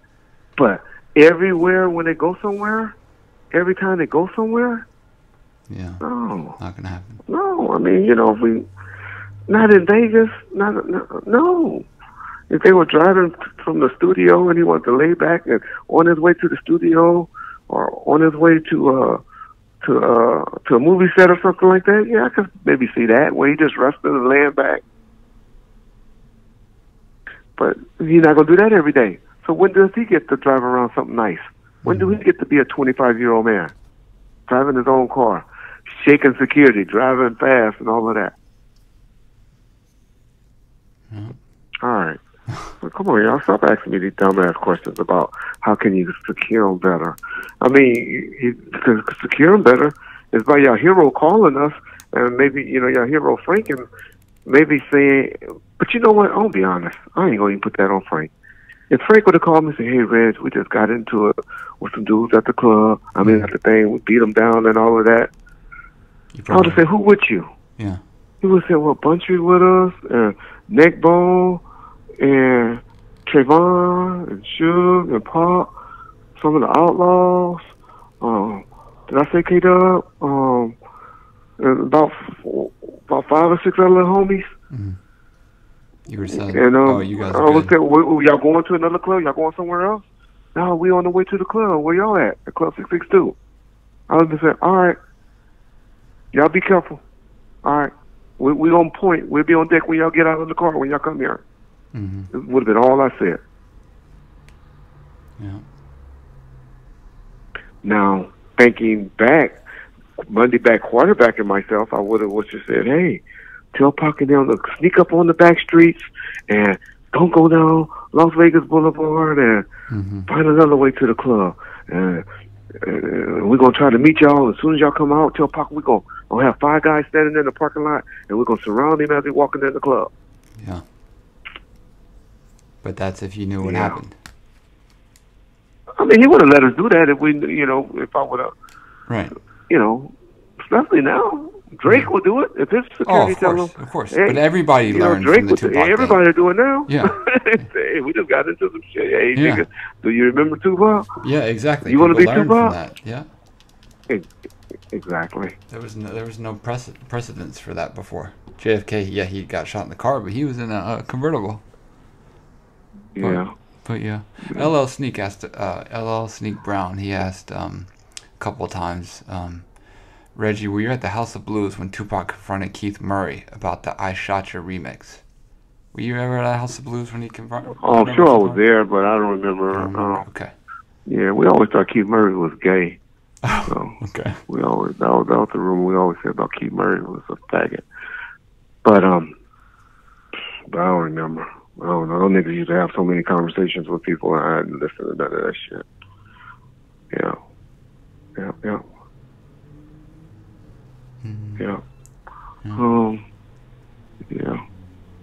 Yeah. That was always a rumor about him.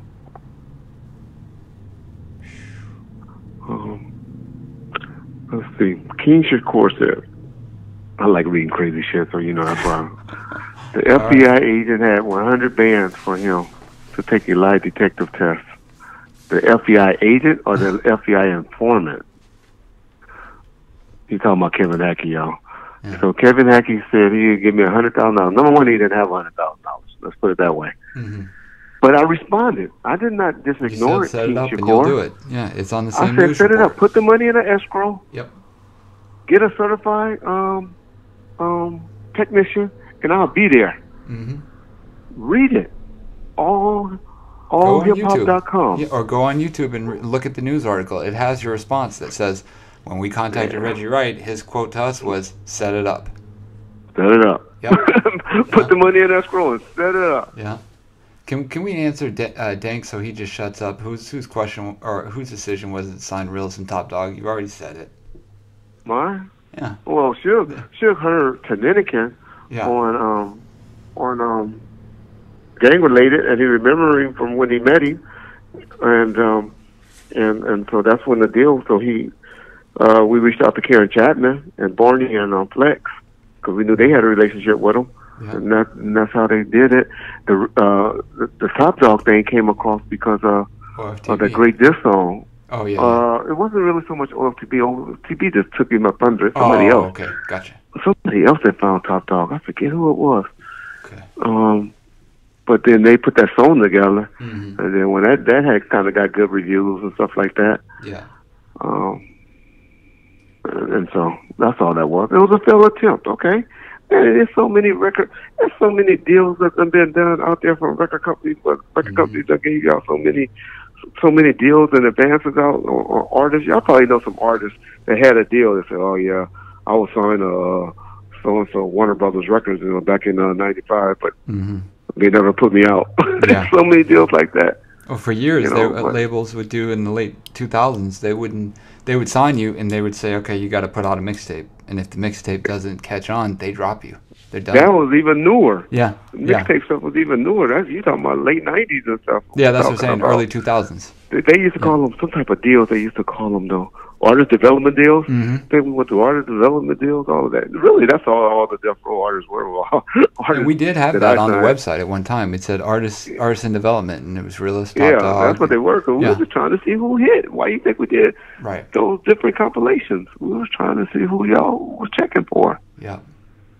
You know, we never came out and put an album out. Only one that y'all should be on our ass for, and thank God I had nothing to do with it, was Rage and Miss Chalet.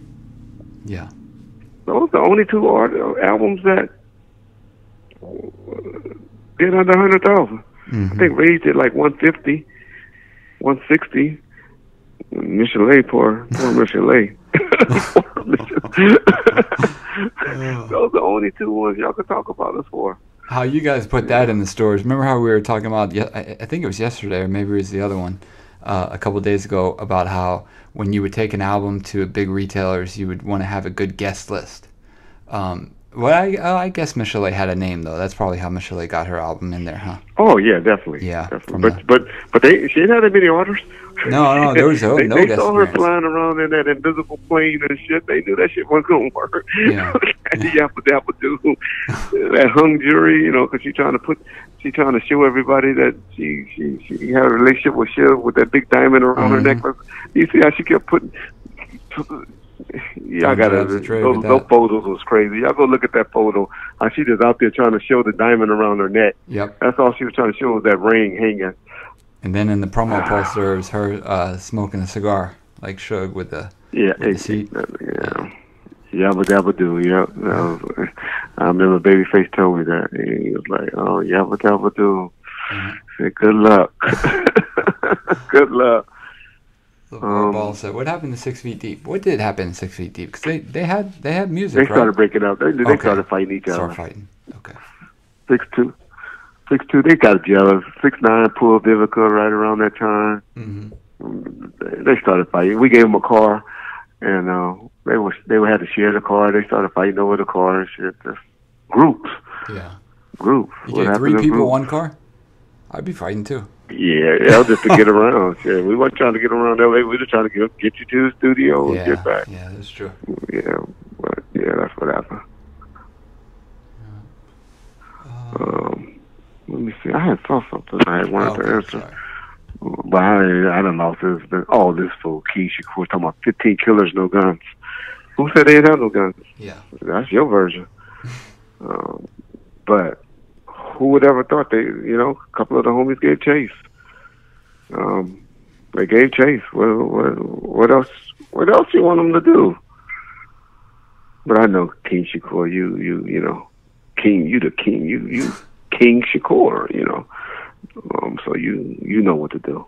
You know what you would have done. You've been involved in some shit like that before. I don't know. Yeah. King.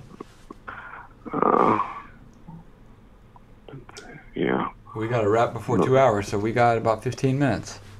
All right. So we'll go. Take a long load time. Vivica's first husband. Yep. Mm-hmm. You know, he pulled Vivica before when she was doing good. She was kind of like taking care of him.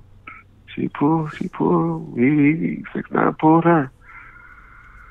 Yeah. Yeah. LeVar Ball. That's an unfortunate situation. It was just Pac's time, man. Yeah. Reggie, where were you when you heard Pac pass? Well, read the book. That's one thing that Frank told the truth on. We were standing around in the backyard at Suge's house, and whatever he said and however he wrote in that book is the truth. When he got the call, and he said, Pac just died. Didn't he throw the phone through the table or something? He did. He might have threw the phone. He was kind of upset. Yeah. He was like, "Yeah, we gotta get to the hospital now." I don't even know if we went to the hospital. I think we went to the hospital, but the mom was already gone, and they went back to the hotel. So then we went to the hotel. But that's when I told Frank, "Get your ass out of here." Everything he wrote in there, it was like he taped that whole conversation. Probably did. But yeah, because he told the truth in that. Yeah. I'll give him that. That scene. That page or whatever, that was kind of accurate. Yeah. Well, it seemed like a lot of that what book I'm was talking about? I'm talking accurate. about Frank book, No, I ain't gonna say that. I thought he But switched it up later and then changed, because I think in that book he but said that Suge had nothing to do with it. And, oh well, that part. But I'm not gonna say everything was accurate. There was a lot of things gotcha. that was inaccurate. But Okay. he told, you know, like I said, I can pick out things and say that was true, that happened, or that's not. But yeah, we're talking about it. I'm not trying to promote it. No, when none of y'all going out buying it, because he done changed his story about 5 times from that. And they're probably online, because I remember Anton Beatty. That's why I used to love Anton, though. Y'all just don't know how to do He pull up the page and read it to you and quote He it. told you every lie. He did one where he broke down Frank's book, and he told every inconsistent. And this was just on the first DVD or second DVD. Everything that where he changed his story on. Yeah. Anton did. Y'all could pull that up. I don't know who has that, but if y'all go and pull that, y'all read stuff like that where Anton said, well, he said this on page such and such, but then on the DVD at such and such spot here, he says this. I mean, that dude, man, that was a researcher. He was good. Yeah. Why didn't nobody see Tupac dead? Who you want to see on? What you want, the doctor? You want the doctor to come out and say, "Oh yeah, Tupac should go"? I mean, you had 10 motherfuckers. How many people was supposed to be in the autopsy when they took pictures and stuff? Where Kathy Scott? Y'all know Kathy Scott book. What did she say? Who was all supposedly in there taking pictures? I know homicide detective's going to be there. I know the person that's doing the coroner is going to be there. For some reason, she said a fireman, which I don't know why the fire department was there. Yeah. So it was like 5 or 6 people that's in there that at the place where he was doing the coroner. All right. Yeah. Why? That's so stupid. I don't even know why. That pissed me off that they even got people out there to say. That bothers me more than being accused of him being involved in his homicide. Is that he's not dead. Yeah. Yeah. He's alive, hiding in Cuba. Yeah, because that tears down everything about him. Everything that we think about him and all of that just tears down. That makes him a bitch, a weak person is what y'all really calling him by saying he's running and hiding. That's what that makes him. That's why that bothers me so much. Yeah, Dayu, this is that crowd we got, but we have that crowd now because because I've been cheating and they've been coming over here, from because they're hearing about us, and that's because of the good things that y'all saying and y'all doing, and this good platform we got. We getting all of these, and then they not working like we've been working. When I'm saying we, I'm talking about us as a community and John and myself. Yeah, they JMX ain't been really working. He just been putting up old videos. Tanique, I don't know what he does. Our boy Gav, only one's been really doing something, It's really been us, and then Rel on Tuesdays, and a few, whenever he get a chance to do interviews and stuff. But Rel works, Yeah. John works too, but Jill, so yeah. But anyway, so that's why. So I guess it's good. We keep hearing them, we keep hitting them, Yeah. And eventually, hopefully, they start to turn over and come. Yeah. It's not they even got some fool out there. Yeah, they got some fool out there. They got a couple of little fools out there. Man, but my boy Peter Levon and Martin Taylor and all of them, man, they got on that fool Arsenio today. What's his name? Arsenio Studios. They got on him so tough. Man, he yanked his shit down. They were just tag teaming him, hitting him with facts. Nothing disrespectful, just facts. And man, they pulled that crap down. That dude, he just got off the chat. And this Poole, he deleted all this stuff and left.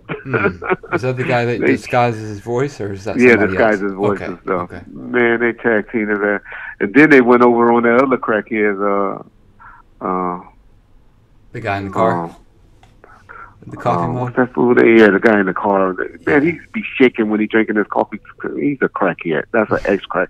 I know a crackhead when I see an ex-crackhead. That's a crackhead.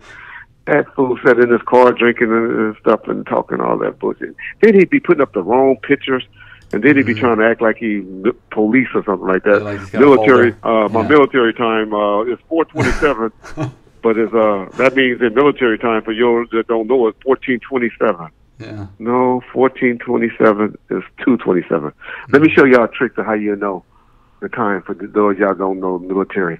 Subtract 12 from the number. So if anybody tell you 1,700 hours or whatever. Yeah. Wait a minute. No. Okay. 1,700. You just put 17 from 12. What's that? 5. Goddamn, John. Oh, I thought you were asking them. I didn't know if you were asking me. Oh, no. Wait a minute. I'm asking you then. 18 from 12. What time that mean? 1,800 hours? 6 o'clock. 6. Yeah. Okay. 2,200 hours from 12? 10 o'clock. Goddamn, well, you kind of slow. But I'm yeah, a little bit. Hey. I'm just trying to teach you how to do military right quick. I just got to throw some little education to you for a minute. Yep. Okay. So that's how that works, y'all. So just always subtract 12 from the number that they're giving y'all to learn military time. Okay. There's my boy that was tearing them up. Jake's, he was the one that was with Peter Levine tag team. Jake's 81. They were, man, and he deleted his videos? He did not the video, just his comments. They did like 25 comments. And then he just got so tired of it, he just deleted them. He was like, oh, fuck it. Yeah. So he's in the same city as me, Reg. Do you guys know each other? They said they're close. Peter and Jake's. Yeah, I think they crossed the Atlantic. I think they crossed the Atlantic on us. I'm not for sure. For some reason, but they up right now. But for some reason, I want to put them across the Atlantic, but I'm not sure. I did. Yeah, he laughing about they got rid of Cino. Yeah, that's what we was talking about before you died in. Let me ask Dank's question because he keeps getting mad saying we block people if we don't answer their question, which isn't accurate, Dank. We never block anybody. Only one we block is if we know somebody that keeps hitting us up with bullshit. Yeah. So go ahead. All right, he just said, Reggie, were you the one that told the entourage in Vegas? See, Dank, I don't want to ask this question, and the reason. But go ahead, just answer. Okay. Reggie, were you the one? I know what you're going to say. I ain't read it though. But go were ahead. You the one that told the entourage in Vegas not to have any guns on them? Yeah, like I said, and I said it earlier in the stream today. I don't know where Miles James got that from, but the only reason I said that, if that came out or that was there, it was for the reason for the club. And I think they just overheard my guys talking because Miles James his only assignment out there was the club. That was Miles James. He really was working. Miles James was there to to make money at the door. He looked forward to that because what he would do is he would go in the lines and find ballers and be like, "Hey, nigga, you give me well, you gonna still have to pay at the door, but you give me $1,000 or whatever, I can get you and your party up front." And then he'll come up to me and say, "Man, John, get them in." Yeah. He used to drive Michael Moore. See, y'all gotta understand Michael Moore. Michael Moore was an asshole. And motherfuckers like that, he used to drive them crazy. But they had no juice, no control. I tell them, hey, let them happen. Let it happen. You know, like I said, I trust niggas like that more than I trust. Those are my homies. I grew up with them. Well, the security dudes, that's the security dudes. So that's how Miles James was doing. So it was about the club. Because sometimes I'll be honest, that's how Buntry beat the case he had, because the incident before, Zeke, who was Glencoe Zeke, the guy that was in the car when Buntry got arrested with the gun, he tried to come in the gun with that gun. And when I patted him down, I was like, "Oh no, Zeke, go take that back to the car. You can't come in with the gun." And then, a week or two later, Buntry got arrested, where we know Zeke threw the gun out on Buntry by his leg as they were getting out of the car. And the sheriff jumped on him and tried to arrest him. So So I came and testified to court that, hey, no, that was Zeke's gun. Mm-hmm. He had that gun on him a week or two ago. I took it off of him, and I gave it back to him and told him to go put it in his car. Yeah. And so I guess the jury must have believed it and saved Bunchy 7 years. Now, I'll be honest, I wish Bunchy would have got the 7 years because maybe he'll still be with us. Yeah. But who knows? Then I'm one of those that's different. I believe that. You're talking crazy in all caps, so I think I know who that is in all caps. You see the moolah money person? What did he say? First he said, watch your mouth about Tupac, and then he said, you need an ass whooping, and I said, what are you so angry about? And then, He can come and see me. I'm the easiest nigga in America to find right now. I haven't moved. Y'all know how to get my address, and I'm in Corona, California. Come and holler at a nigga if you really got a problem with me. Really, seriously. If you really got a problem with me, come and holler. Come and holler. Don't be an internet gangster. Come and holler. Because if I have a problem with you, you'll never hear about it. I'm not going to tell you on the phone or on the thing that we have a problem. If I ever threaten you or say something to you, then you're the safest person in America. That's true. Yeah, anyway. Snake Brown said he's going to come see you. But he's a good guy. He's just joking. He said he's going to come see me? No, and somebody else. Mullah said... I don't even want to know. Just do it. Just pop up. Just do it. Just do it.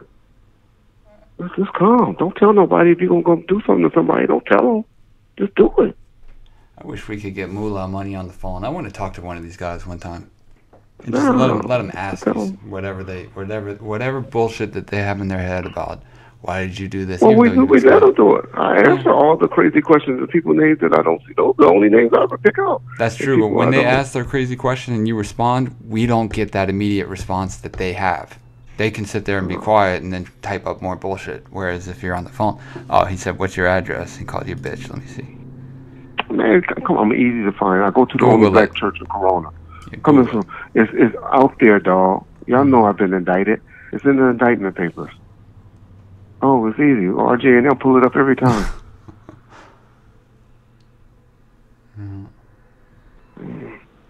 Anyway. We went over 2 hours now. 2 hours and 1 minute. All right, y'all. I hate to end on that note like that. Well, we can keep going if you want to end it on a good note. Because I don't want to end it on a bad note either. How many, We're at 133. All right, well, people still involved. As long as they still involved, I'll stay here. Yeah. Until the Suns come on. Yeah. Man, I gotta get my fire stick back. I'm so mad at one of my boys. I'm up here watching. Man, I watched season. I done seen Sons of Anarchy about 5 times at least. Mm-hmm. But now I watched season 5 and 6. That's what we did on the last one. Mm-hmm. I watched all of season 1. Now I'm at the start of season 2. But you know what I'm gonna do? I gotta pull down. I hope Power's on demand. I gotta go look at Power at the beginning. That's what I need to go look at the beginning of. Start over with Power. And I still haven't watched no episodes. And I gotta tell y'all, for those of y'all who haven't watched The Shield, go watch The Shield. Animal Kingdom about to come on. And that's pretty good. That's okay. But there was another show that I wanted to watch. Y'all gotta Making Bad? What is it? Breaking Bad. I gotta get that, y'all. You said Billions is good? Okay, well I gotta see Breaking Bad. I hear that's good. I gotta download that. You ready for football, huh, B-Dash? Yeah, I know. I'll be missing Sundays too. Man, I'm telling y'all, The Shield is worth going watching, y'all. Go watch that. Homeland's okay. It's just Carrie just got too rough on this stuff. I don't know. What other shows is good? Yeah, but Power Sons of... My favorite is The Wire. Well, Sons of Anarchy, believe it or not, I think I got over to The Wire. The Wire... Sons of Anarchy in order. Of course, that's who I won't start watching. What? My boy Tony Soprano. Oh yeah. I have to watch him. I need to get some more. That's who give me most of my education on how to deal with you folks. I would tell you the shows I like, but I already know what you're I gonna say. already know what you like. White boy shit. John drive a Prius, y'all. Hey, there's nothing Nigga that wrong drive with a the Prius. Y'all think you Gang of Thorns, brainwash? Yep. My son got me in Game of Thorns. We watched that back to back. Mm-hmm. I'm one of those that watch series. Oh, see, I got to watch it every night. I can't just watch once a week. Oh yeah. And he got me in Games of Thorns. Man, that little nigga knows, because my son got a photographic memory, man. You know, that nigga know everybody's name. He be remembering them. I'd be like, damn, that's so and so. You know, but Games of Thorns is good. But I can only watch it with him because I can't remember the characters. See, now you got everybody bagging on me for having a Prius. But I try to tell you. Let me ask you how many, and you didn't answer last time. But how often do you have to fill your car? Yeah, I go about every 2 or 3 days. But I'm you know how often how often I have to fill up that tank? I swear to God, I'm not lying either. Every 3 weeks. But goddamn, you ever get hit by a car, you're gonna be tumbling all up down the freeway. No, it's not the old one. It's a 2016. It's not bad. But I'm talking about they so little. Oh yeah, compared to SUVs and stuff, yeah. I buy cars to be protected if something happens. I don't know. I'll take the Prius.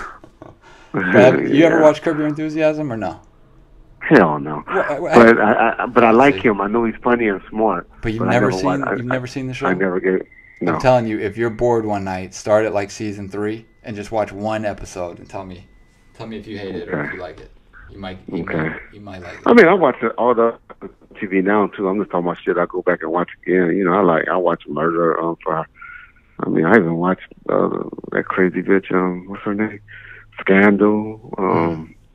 I don't watch no Walking Dead and then shit like that. I don't watch no Walking Dead. Yeah, I've never seen Walking Dead. What else? What am I watching now?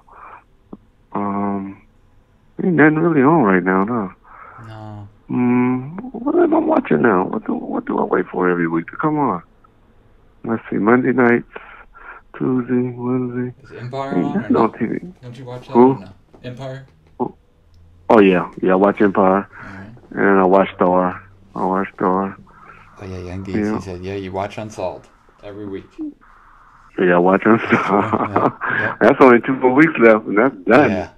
Done data. I never watched Chicago PD, but my mom and my dad told me that's good. I don't like NBC productions. It feels so universal to me. I don't watch nothing on NBC. And I used to watch that one with my boy from he used to come on Monday nights, and he was really like an FBI and what was his name? He used to come on every Mondays. And I stopped watching it. The dude that played in The Practice. Yeah, I remember the show The Practice. I know. No, he wasn't in The Practice. He was the jump off on The Practice. With Denny Crump. Alvin Shep, the guy from one of those Star Trek shit. From Star Trek. I know the funny guy. He did no commercials. No. What was Alan. His name was Alan. Anyway, I don't know. But yeah. Man, I watch Martin every night. Amo 912 MJ. I watch Seinfeld every night. You've been tearing me up too. Who? Well, you've been nice tonight. You tearing me up I seen you on the board tearing me up. Denny Crane. Yep, you got it, Denny Crane. What was the name of the show Denny Crane was in? I don't know how to it was the jump off from The Practice. Something Boston Legal. Boston Legal. But you like all these law shows. I don't like any. Yeah, I love that. Yeah. I don't watch a whole lot of TV though. I maybe watch TV for about an hour before I go to bed, and that's it. Oh, okay. Okay. Peter says that Monkey Man time yet. Yeah. Peter going. We're gonna have to get him on. George got. Shit, nah, I ain't fucking with George. I don't even want to be on George's mind. Yeah. You're talking about people who killed the dynasty. He killed the dynasty. Man, I don't even want to be on those niggas' mind. See every comment now is a fucking Prius. You gotta put that out there about the Prius. Nah, that's all good. My lease is up this year though, so we may see. I am leaning towards the new Prius though, but we'll see. We'll see. Maybe you guys can convince me. Or something. Maybe a step up to a Tulsa. To a what? Maybe Tulsa. What is it? Tulsa? A Tesla. Motherfucking Tesla. energy. A Tesla. There Yeah, you go. that. Shit, I wish I could step up to a Tesla. You know how much those are? We're gonna do something. They only like $90 to $100. Only. Right? All right. Well, you send the check over, and I'll go get that Tesla real quick. We're gonna make something happen. We got something. We got something brutally nice. We got something brutally nice. That is true. Yeah. Reggie, when you go to jail, I hope Suge smack you again. Suge ain't never hit me in his life. Oh, that's Moolah Money? Yep. Oh, yeah, he back. I'll tell you, though, unfortunately, because of the reputation that niggas try to have and have to live up to, which is all bullshit, I can't let nobody slap me, dog. I can't let it happen. My wife would talk shit to me if she heard I got slapped. You know? So, no, that ain't never happened. That never happened to me. You know? I'm sure, like I said, man, she ain't never had a bad word to each other face to face. So, whoever putting that bullshit out, it's comedy. We'll have to get him on the phone if he goes to, if he does his time. Will he get phone privileges, you think? Who? Should. Conjugal, if you don't have an L behind it. Okay. They give you but he got to get married. His woman is not his that. woman is His fiance is in jail. I could care less if he gets conjugal visits. I'm talking about phone privileges. If he get out, he can get married. So we used to mess with Buntry behind that. Buntry had a chick. She was messing with. She used to go with this dude named Spanky. What did she go to jail for? But they did a bank robbery. All those crazy bitches did a bank robbery. Mm-hmm. But anyway, I forget her name. But, you know, he was looking out for her. He fell in love with this bitch. He used to go visit her in jail and everything. But it was Spanky, old woman, for you people in Compton that know about it. Big Spanky, the one that was at the car wash that got killed at the car wash in Compton. Mm-hmm. But anyway, so she started messing with Buntry, right? And so we used to always mess with Buntry and say, Buntry, you make any flicks and seeing your girl in flicks, any pictures, any new pictures and all of that? And we like, nigga, what you going up there? And I think he really did go up there and have a conjugal visit with her while she was like, no, because they wasn't married. He just wanted to visit her, so they wasn't married though. But we used to always mess with Buntry about that. So they're taking some new pictures for your girl while she's in jail and all of that. But that's funny. But I'm saying all that to say, yeah, she'll get out. You're gonna have to marry Toya and go do some conjugals with her. Mm. But I hear she's gonna do her time in county jail, which I never heard of, for a 3-year bid, which is only about a year. Yeah, 3-year bid. What's that? A year and about 6 or 7 months. Mm-hmm. But I don't know. I gotta ask my sister. My sister she worked at the women's prison. I gotta see her. So if she heard anything about Toya coming through there yet. Yeah, but I like Toya. Toya was a sweet girl. I really hate that she got caught up in that situation. A really nice young lady. She really was. Yeah. Do you know people that talk to her? I talked to somebody that talks to Suge's sister. Okay. And so she the one gives me all the information. Because I know they were looking for the login for Suge's Twitter, which I set up for him. So if the family does what want happened? it, yeah. They would have what? I can give it to him. His Twitter account. What? Suge's Twitter. Oh, yeah. Don't give a fuck about that. They want the password or some shit. I don't know. They probably don't want to do it. That's probably who wanted it. This is crazy. Yeah. Oh, that's true. Because he would have told him to call me. But they don't have a number, but they would have. Yeah, her and Lil Shit was having problems. Okay. Yeah. She didn't like this.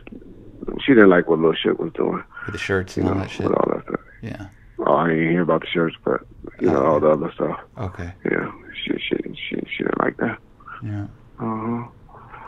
What kind of car does Reggie drive? That's what somebody said. They said they picture you in a truck or an Escalade or something. Yeah, I had the United States government took that. What, Escalade? No, hell no. I had a new Chevy Silverado. That's one of my everyday car driving around there. Mm-hmm. I had just bought it, and then I had that new that Audi truck, that Audi shit, I don't even forget what that was. Audi the goddamn Audi, the Audi truck, the truck, the X. I don't know that Audi, but the Audi one, the Q7. Okay. It was nice. I only had that motherfucker for about 3 months too. Like, they took that motherfucker too. But so if you had a Prius, you would have been more low key, and they wouldn't have fucked with you. My wife went out and bought me a. Man, she was being funny. I think she just came home one day with a black on black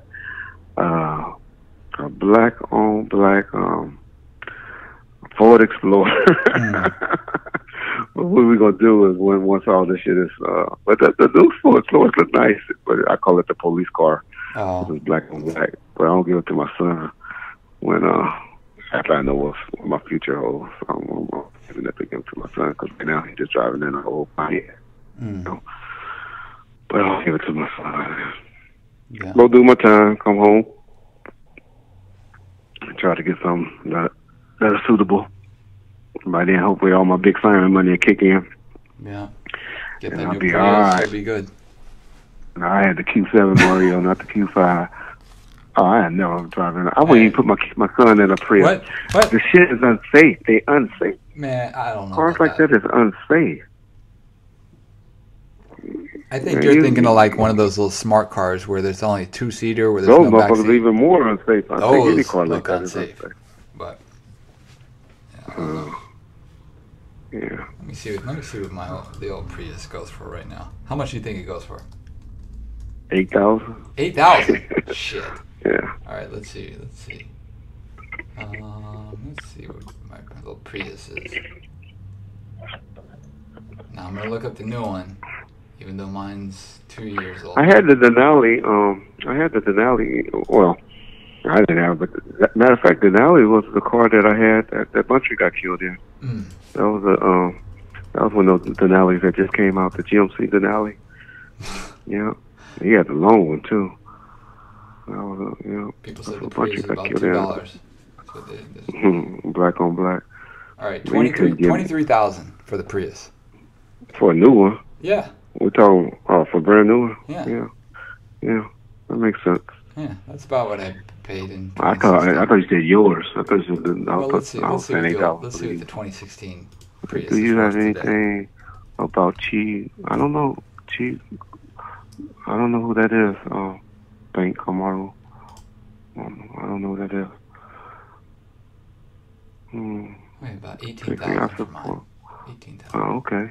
That's not bad depreciation. It's not that bad. I'm telling you, it's not bad. Okay, you say so. You won't catch me in a truck, though. I can't drive a pickup truck. I can't do that. Okay. Yeah, we know a GMX. What was that car he claimed in his bankruptcy? I have no idea.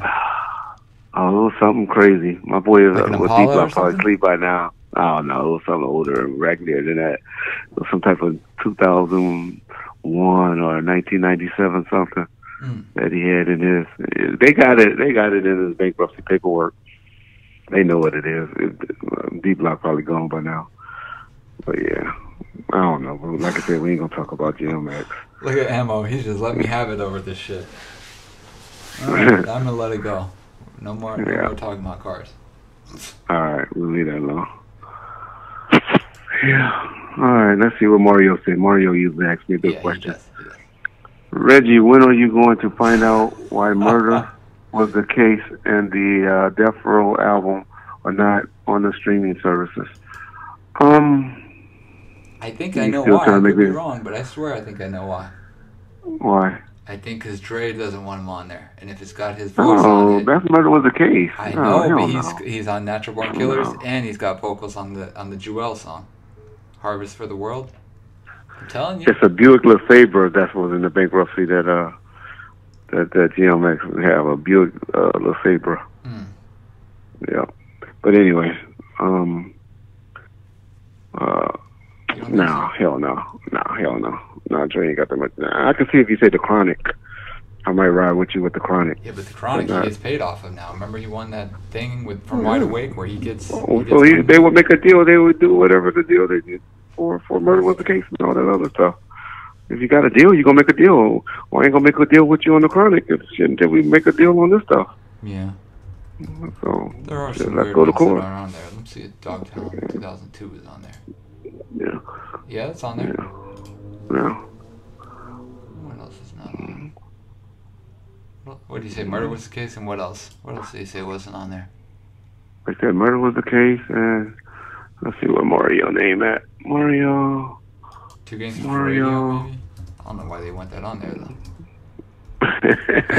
You didn't like Two Gangsters for Radio? That Two one, Gangsters for Radio did like, I didn't think it did dislike like it. 200. I think we went copper on that. We used to call that copper. Yeah. Like Plastic, 200, double plastic. 250,000. I like Chronic 2000 over Two Gangsters for Radio. Yeah. There was Two one Gangsters guy. Radio, they're supposed to have been a soundtrack for the DVD. Yeah. I gotta ask you about one guy, though. Let me find his name. Because I always was curious why this guy was on there. Two Gangsters for Radio. Here we go. GP. Who was that? One of Suge. One of those niggas from up north that was in jail with Suge. Okay, so he got out and said, Suge said Yeah. it could be... Okay, Yeah. okay. Send him home, yeah. Okay. Reggie take care of my boys, just GP. Okay. He was a pimp, though. He was a pimp. Pimp in Sacramento. I used to like him when he came in town because he used to bring all those little nasty hoes up to the office and everybody had fun and all of that. Mm-hmm. But, yeah, he did some time. Either he did time with Sugar, those niggas up there. They were big GP fans because he was from Sacramento. Uh-huh. And anyway, we met him somehow through that jail shit. Okay. But That that's song what was GP was. Yeah, GP. Well, he was cool dude. Yeah. But yeah, he didn't like him. He ended up getting somebody. I think the homies jumped him or something ended up happening to GP. Okay. But he wasn't around by the time Sugar came on. Yeah. But I remember one time he left from the office and went driving to Arizona because he was always taking up. He was a lightweight pimp, and they turned over because he had like a Ford Explorer or something, an Expedition or something, and they flipped it over and one of the girls died. Ooh, It was kind of sad. Yeah. Yep. GP. Sacramento boy. Yep. Above the Rim is the best soundtrack in the history. Oh, no, Brainwash. Murder Was the Case was the best soundtrack. No, by far. Yeah. Reggie Wright, you ignored me. I told you and your theories are wrong. It just I'm telling you, overlooked. there's no Dre on Above the Rim. Ain't no Dre on Above the Rim. No? What are you talking about? What song is he on? You're talking about Willis. What song is He Dre produced on? all of it. Shit. No, he care about I'm his saying producer. his vocals. I'm saying his vocals. It's not because of that, John. All right. Shit, he only on one song. He's only on one song on Murder Was the Case, and that was Natural Born Killers. I know, but that's one And of I the used to albums that's skip not on that song. I hated that song. You didn't like that? I hate it. No, my best one was I like One More Day with Nate Dogg. Yeah. I love What Would You Do. Yeah. I love let me see. Casey and JoJo had a nice one on there. That was a good Come one. When I Call. Come Up to My Room. That was Come Up to My Room. Yeah. I like either East Side Niggas, West Side. Okay. I like that one there with I think it was track 7 with him and Lil C Style and We got G. some gangster shit. Yeah. I Yeah, like the that's other some one gangster too. shit. 21 Jump Street with Trey D. Yeah, that's the one I like. The 21 Jump soundtrack Street. was really good. Now that I think about it. Yeah. I wonder why it's not on there. I don't know. All Well, right, let's surprise you hated East Side Nigga or West Side. Wasn't that a sample in that? What sample was that in East Side Nigga or West Side Nigga? Oh, that was somebody. The same Cinderfella sample. Same. Yeah. Cinderfella sample. Yeah. Dollars and Cents. That was on there. Yeah, Dollars and Cents. That was DJ Quick. Yeah, Dollars and Cents. That was a good. Yeah, that was good. Brazil. Tyrone Rice and them had something good on that. That group. Be Brazil. What they had? They had a good song. Let's see. Horny was the name of their song. Yeah, Horny. Yeah, they used to get on that shit. They was like the old Commodores and shit when they used to strip down and shit. Yeah, that was crazy. Sam Snead, you better recognize. Yeah. Yeah, that was a good soundtrack. You tripping? Murder Was the Case. We didn't say Snoop's main song. Okay, which one is better? Murder Was the Case or Gang Related? I said Murder Was Case was the best soundtrack I ever heard. Okay. No, that ain't true.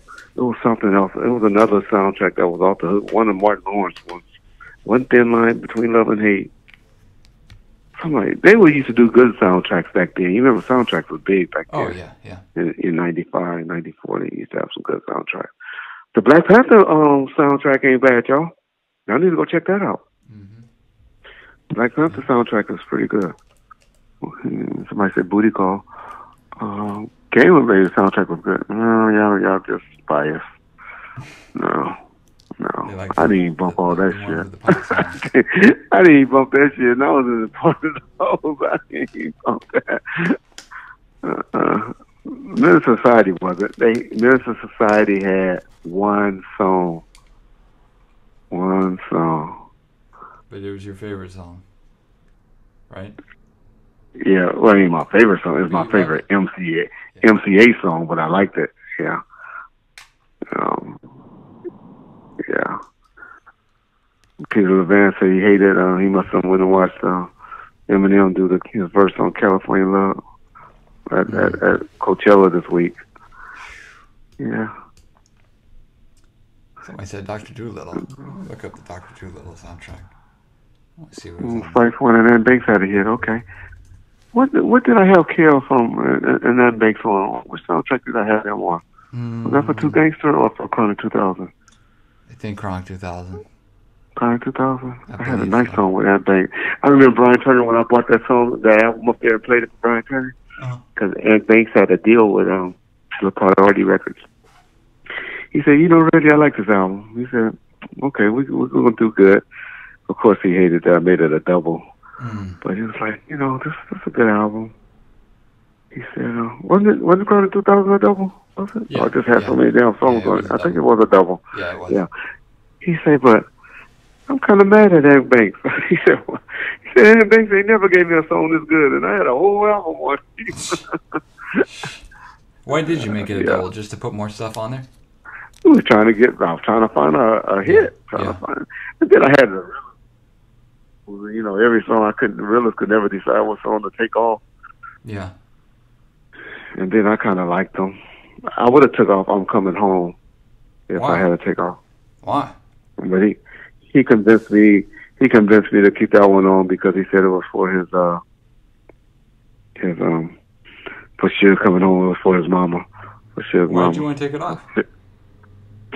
I was just trying to figure out songs to take off. Shit, ask these people if they don't like the about 8 or 9 Realist. songs. Ask these people if they don't like the Realist, what's one song they like by the Realist, and I guarantee they're going to say, I'm Coming Home.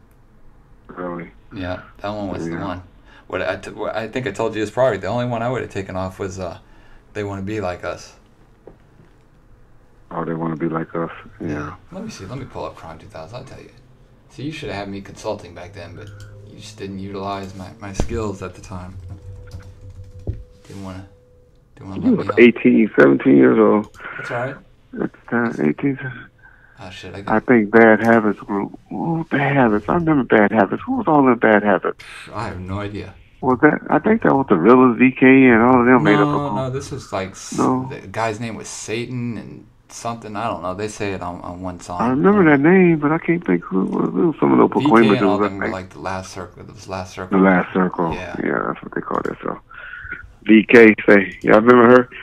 Every time she say, well, nigga coming home with KY jelly on the stick. Things that Jamal won't do. Oh, VK. Stand strong. Yeah, I cannot find the track list of Chronic 2000 here. All right, here we go. They want to be like us. It's the best one. They want to be like us. They'll sneak like that. They like Why that did? What? He's Russian, so. Why did not the $20 song by the Young Swoop never make it? Until Murder Was the Case. I wasn't around then. But Swoop, you talking about the one that they was playing when Snoop and them pulled up and Murder Was the Case in the movie? Mm-hmm. Snoop LG from the LBC. Why everybody tripping on me? No, that made it. It was something playing though, and I heard it when I was watching Murder Was the Case the other day. And when Snoop and Big C Style pulled up in the at the liquor store, they were bumping to Swoop G's music. Oh, okay. Yeah. They were, yeah. All right, I would have taken off Capricorn. Now what? Produced by Kevin Lewis. Yeah, that was the best pussy I ever had. That was my bitch. Oh, now we know why it's on there, see? Yeah, that was my bitch. So we know why that's on there. We know why GP was Stormy on hooked me with her. Y'all know who Capricorn was? Capricorn was the chick that started, was Puffy assistant. You know when they did that show, the little light-skinned chick, Capricorn? Oh, when they did I don't know how she pulled that job off. Everybody knew I was fucking with her, and her and Stormy was like best friends. I was like, Stormy. Matter of fact, she was the chick that was with Stormy when you ever heard about Stormy getting robbed at her house and shit, which she set up. But anyway, I hope she ain't listening. But anyway, Capricorn, she was the girl that was with her when that happened.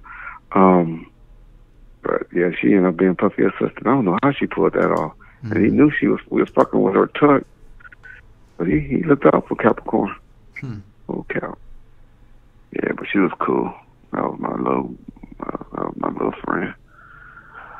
Oh, let's see, Capricorn and OG to the BG. Should have been taken off. OG to the BG. Which one was OG to the BG? OG to the but BG was I the did gray catch one. I did catch a lot of heck behind Capricorn song. Yeah.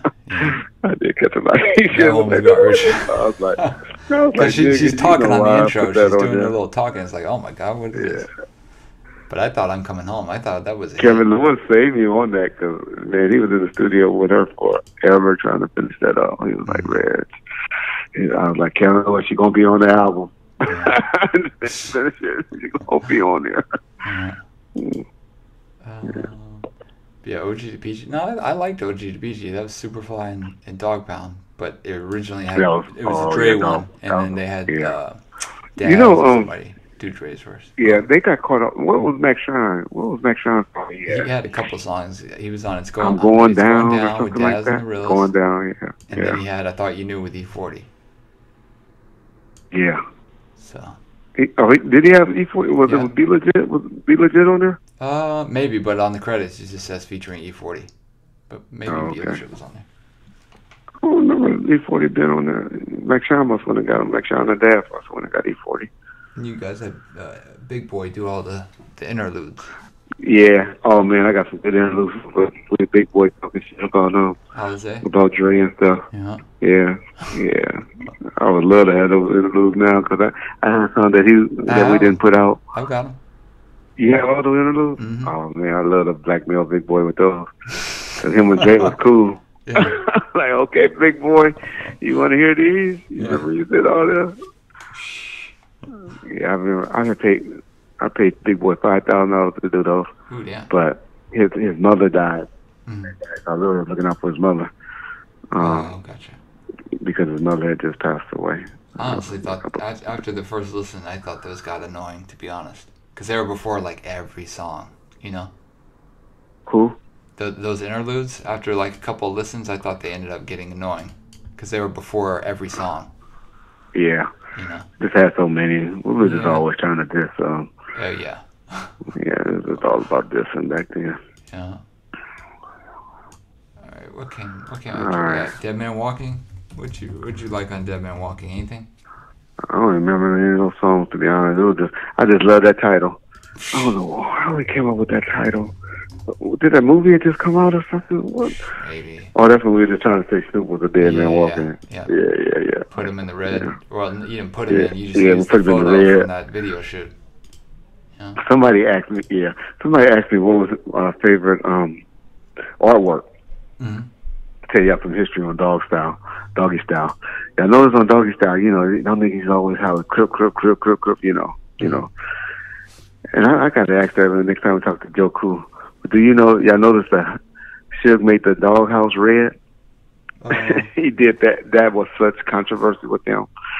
That he did that to Snoop when he put the red doghouse on there. Well, that was just Suge being. That was just Suge being Suge when he did that. I don't even think they do that artwork until it came out. With the red part on the front of the album cover. That was so much. He was pissed? That was so much controversy. Oh, yeah. That was so much controversy behind that. Yeah. But it's like bricks. Yeah, but that was my favorite. Red bricks. Yeah. Yeah, it was the red bricks, not the doghouse. It was the red bricks. Yeah. Oh, yeah. Oh, 'cause man, the in fact, roof I'm of the looking right at doghouse it. is red. Yeah. Yeah, that was just to throw it. Yeah. Yeah, that was just to throw it. Okay. Throw a jab at Snoop. Um, yeah.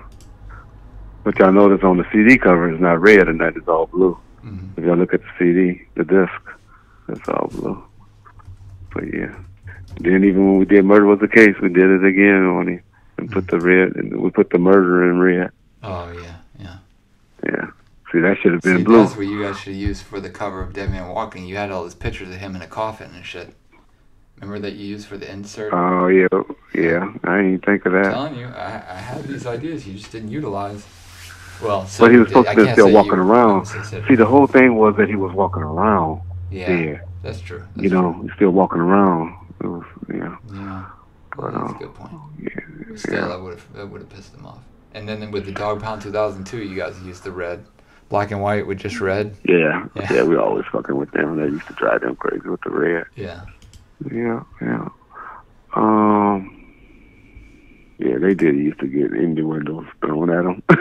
Now I think about it. That was when me and C-Style kind of... C-Style didn't really say much, but Daz was mad about it. When I did the red and blue, I did a red blood rag and the blue quick rag. They didn't like that. With the hands together with the chains? Yeah, they didn't like that either. They were mad, but they got over that one. But they didn't like that. They didn't want that.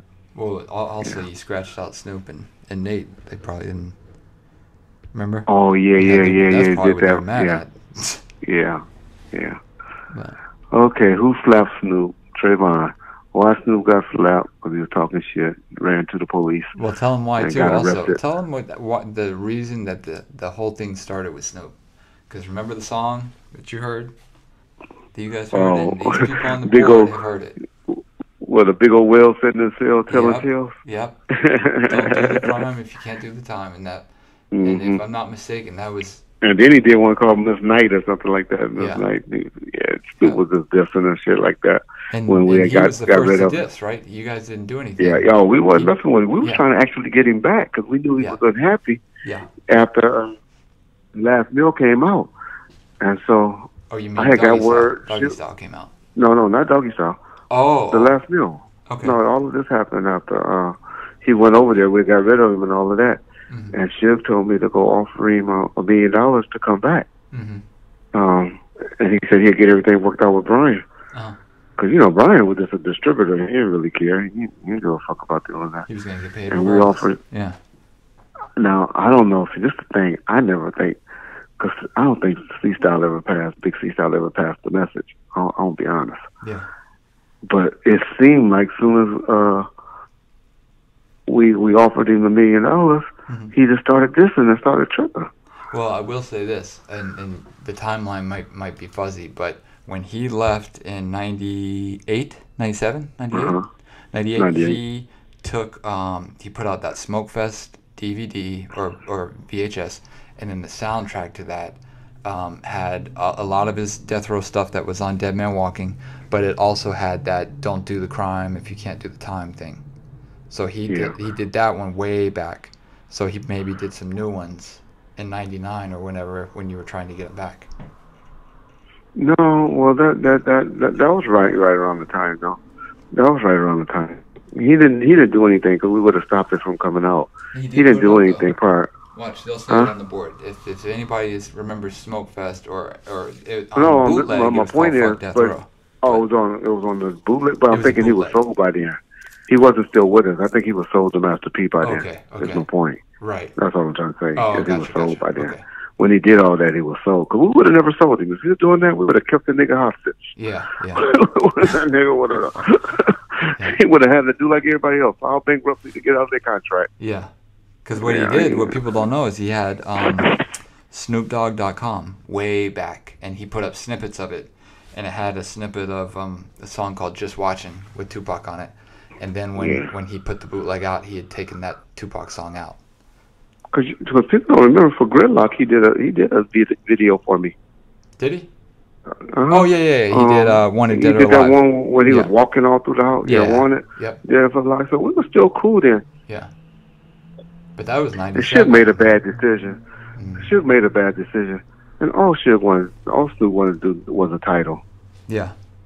Or just a vice president or a president or. And if he wanted to be he wanted to be considered death row. He's like, I'm the only one left rich. I'm the only one left rich. I should be in charge of this shit. Yeah. And I was like, oh, okay. Yeah, you should. Okay, Yeah. Whatever. And he's like, man.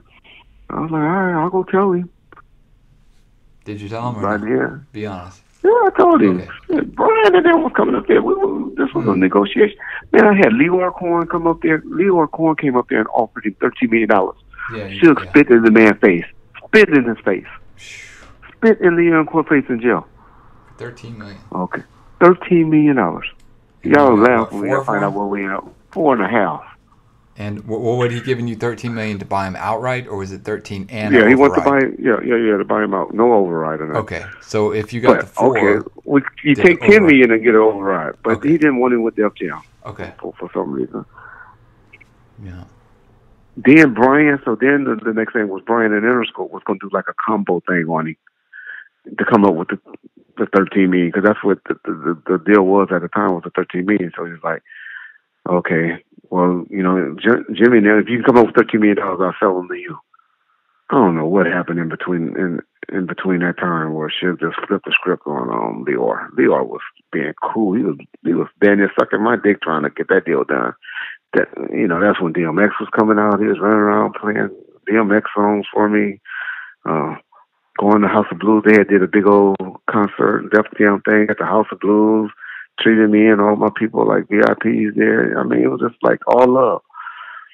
And then, a week later, once he went up there and got approval, because, Polygram really owned Def Jam. I don't know if y'all know Polygram owned 50% of Def Jam at that time. And so he went up there and got permission to do it. Came back up there that week, and he spit in the man's face and told him, get the fuck out of here. I ain't doing nothing. I was like, oh, what the fuck? I had to ride back home with this man the whole way home. I feel bad for this man, So anyway, that's what happened with Leor. Then Jimmy just backed out. Jimmy, I think Dre didn't want it. I think Dre kind of vetoed that deal. He was like, So the Interscope all of a sudden just pulled out. And so that's when he called Brian up there and said, hey, because Brian was like, I can't come up with that money. I can't do it. And that's when he told him, sell him to that country motherfucker you got. That country monkey. He was like, that country motherfucker you got. And they made it happen. I think it was like a 7% override for $4.5 million. That's what it was sold for. Yeah. He hated that, huh? The override? Huh? He hated that you guys got an override, huh? He didn't care. Okay. He didn't care. Yeah, he just wanted out. He just wanted to go and be free. He didn't care. We gave him $1 million, and then that's when he signed off on everything. We gave him $1 million exit deal. Yeah, and so that's and that just gave you the rights to everything he had recorded, basically? Yeah. Okay. I mean, the Dre deal, everything was supposed to stop. He wasn't supposed to ever get another penny from Death Row again in his life. Okay. Which he ended up suing. He won. He played them. Yeah. But his whole thing was about downloads. Because what? Guess what wasn't covered? Didn't exist, so it wasn't in the contract. Nobody didn't know about downloads. Yeah. Nobody knew about no downloads and iTunes and all of that shit back in 95, 96. So that's the only reason Dre still get paid, because he pulled that card. Like, hey, I just signed over these. Mm-hmm. I just signed over this, and this. Nobody knew about downloads back then. So anyway, that's what happened with that. But he never sued until Suge lost it. Mm-hmm. He never even talked to Suge about any money or anything. Yeah, he waited till Wide Awake had it. Yep. All right. What time are we at? Well, 15 minutes into the Sons of Anarchy. Okay. I don't even know. So who won the game? Who won between who played tonight? I don't even know who played tonight. New Orleans and who? Portland? Who won between New Orleans and Portland, y'all? Blazers go up 2-0. Blazers? Yeah. Oh, okay. No. I thought no. Hell, the Pelicans went out. Yeah, I'm about to say Pelicans went up 2-0. Yeah. All right, cool. And they playing in Portland. Ooh, that's pretty bad. Okay. He said, I wonder if Monkey Man has Netflix. Do they have Netflix in jail now? Shit. Who knows? You could. I wonder that. Can you still buy TVs in jail? The clear ones in your cell? You know what I'm talking about? When Suge was when he was in St. Louis Obispo, yeah, that nigga had BET. Oh, really? Yeah, tell That's us why he about had me spend all that money. What did he have? What all amenities did he have in his little... Oh, I don't know. Oh, come on. I don't know. There's a hot plate and all that. That nigga didn't go to the cafeteria. But he got a cable? He had me. Yeah, he had cable. St. Louis Obispo got cable. That's why I knew he had BET. That's why I did spend all that money on that commercial. Y'all remember that commercial? That did this so he could be Hollywood in jail. Mm-hmm. Was it Chronic 2000 where it said still making hits? Oh, where, yeah. It's him making where CDs. The CD rolls out and yep. like he was making CDs from the cell. And the guard was fine ass blonde girl. Yeah, the blind. Yeah, that's what that was all about. Mm-hmm. Yeah, I've never seen that commercial. Y'all need to see that. That was off the hook. I spent like $150,000 to make that commercial. Damn. They were like, I said, shit, you want to do what? All right, okay. But that commercial, when he saw that commercial, he was like, damn. But it was all about so he can feel good in jail. Yeah. Yeah, but it was all good. That's what made him click. Let's see. Boston beat Milwaukee. Toronto beat Washington. And Pelicans beat the Trailblazers. In the feds, you can. Okay, looking for truth said in the feds, you can. Okay. So, okay. And his teacher, Reggie, can you shout my wife out? Well, yeah, who's your wife, bro? Ryan Wash. Okay, let me read the board. I'm missing some good stuff over here just running my mouth. Reg, can you shout my wife out? 40th birthday. 40 minutes away. Okay, Miss Jeannie. Have a happy birthday, Miss Jeannie. Everybody, I tell Miss Jeannie happy birthday. Ryan Wash is a big promoter. I mean, a big contributor to the... Supporter, not a promoter. Contributor as well. I call them contributors. Yeah. Contributors to the show. So anyway, 40 minutes, you better get off the phone, off the line, John. 12:01, you should be deep off it or something. But anyway, y'all have a good birthday. Hope y'all have a good day tomorrow, bro. Take her somewhere nice. Mike Tyson said prison was a vacation for him. Yeah, he was popular. Everybody liked him. Female guards, that is, of course. Suge wore his platinum Death Row medallion. Yep, he did. Yep, it was a cross. He had a nice a platinum chain, but he had a cross on it. You can wear a crucifix in there. Oh, so when the that and wedding band, and you can wear. All right, good night, Brian. You have a good birthday. Tell your wife once again, happy birthday, man. On J, Reggie, do you wish Pac didn't get out of jail? Well, knowing his fate would eventually happen. Yeah. I don't want to see nobody dead. And the second thing I don't want to see is nobody in jail. That's not child molesters, murderers, rapists, and woman abusers, or just abusers, period. Or people that abuse Damo the dog. Rest in peace to Damo. Yeah, it's a lot. I mean, there's people. Okay, put it this way: there's people that deserve to be in jail. Oh yeah, but, for sure. You know, there's people we need jail. So, yeah, yeah. You say snitches. Yeah. I wish Orlando Anderson punk ass would have gotten locked up for life. Yeah. I don't know. Would you have somebody to be doing life in jail? Nope. Or dead that you don't like? I don't know, because life in jail could be a slow death, depending. Yeah. You know. Yeah. It just depends. Yeah, for certain people, it could be. It could be. Depends on how long. 25 to life. slow death than me. but you know what? You just block off your family. Don't worry about them, and then you just adjust to that. Yeah. That's how you do it. That's your life. Yeah. Is what So, I don't know. It would be hard for me to block off family, though. I'm real family oriented, but I can see how some people can do it. But it'd be hard for me. But he got jumped and stumped out. Peter Levin, I understand what the Southside Compton Crips did. I'll be honest. He would have did that to one of us. We would have been looking to do the same thing. Honest J, no, I never messed with any celebrity. No. I guess the closest thing to somebody being on TV that I messed with was Capricorn, who we just talked about. Puffy assistant that was she was the one that did that show when they were trying to hire an assistant for Puffy and all of that. Mm-hmm. Yeah. So Red, you're blood. No, I'm not a blood. No, I grew up around bloods.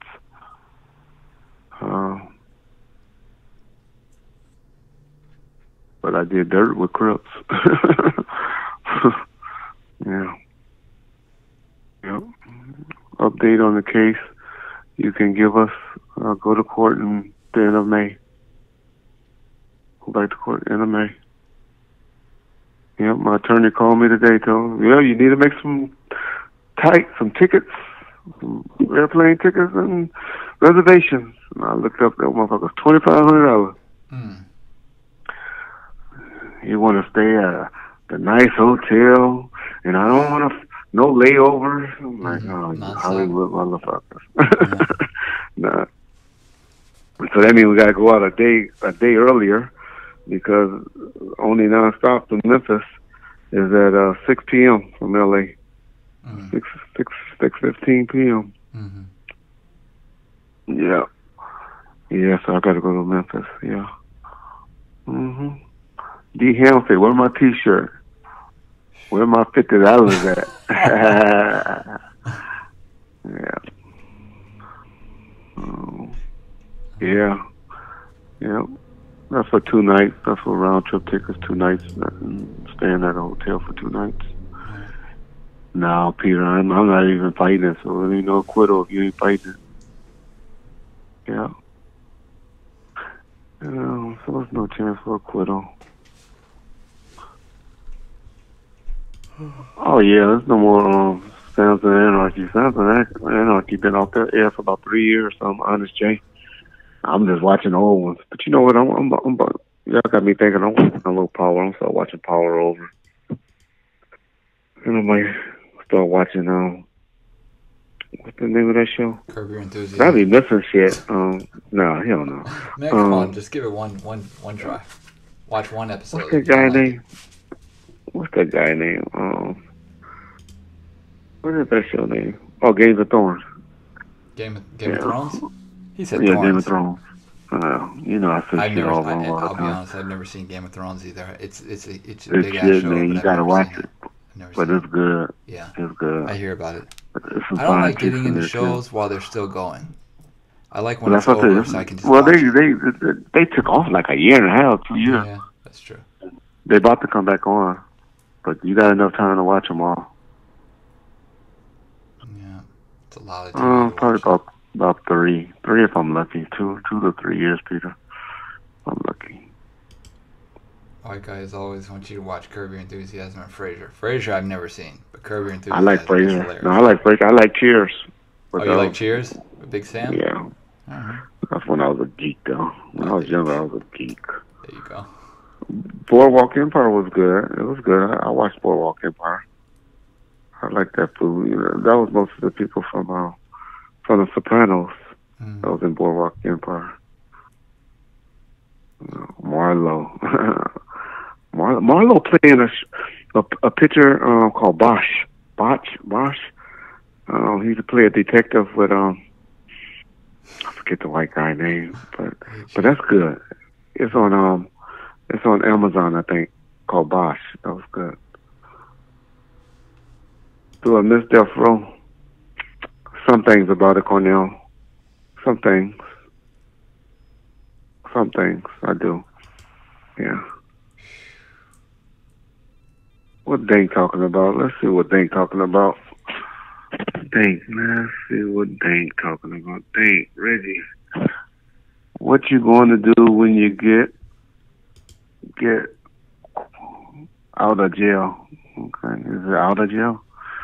Okay, you going to buy yourself a gun? Oh, that's a lyric, huh? Yeah. Is that Tupac? Yeah. What you going to do when you get out of the jail? I'm going to buy a gun. Yeah, Ice Cube did it first. Yeah, that's Ice Cube. Yeah. What do you consider? I'll put $5 on your GoFund. Okay, thank you, Dank. I know you're just talking shit, but go ahead. Every penny counts. But nah, I don't do this for the money. So if you ain't got it and you don't want to show me no love, don't do it. Don't do it. I'll make it happen. We'll make it happen. What was we talking about though?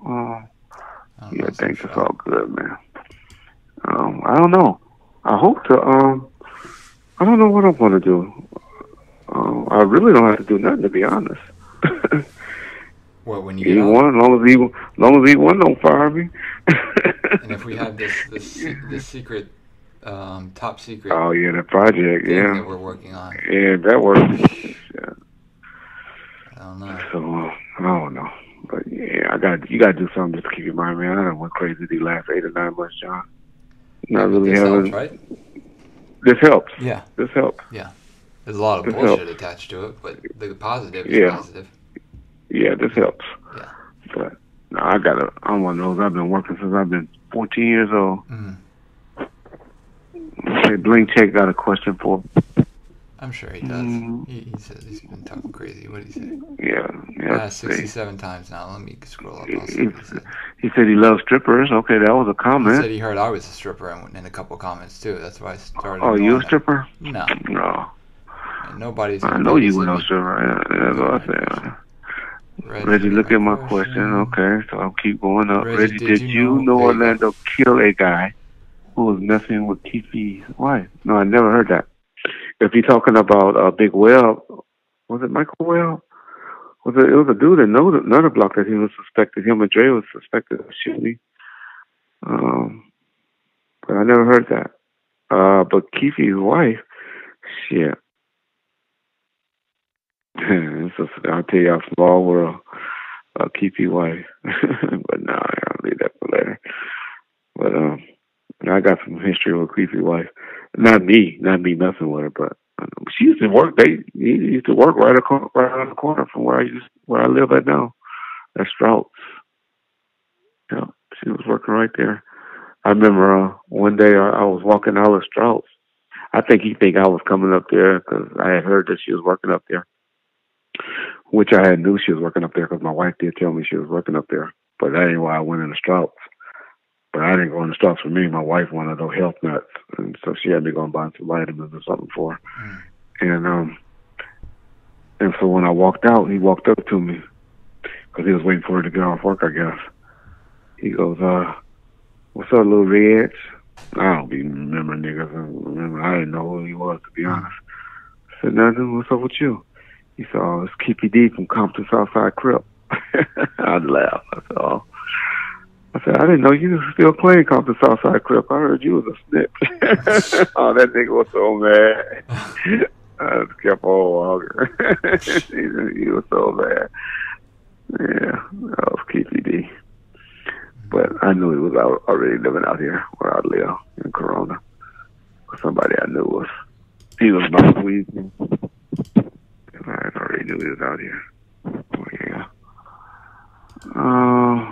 How can I start my own security business like right away? Give me a call one day. We'll talk. That's easy.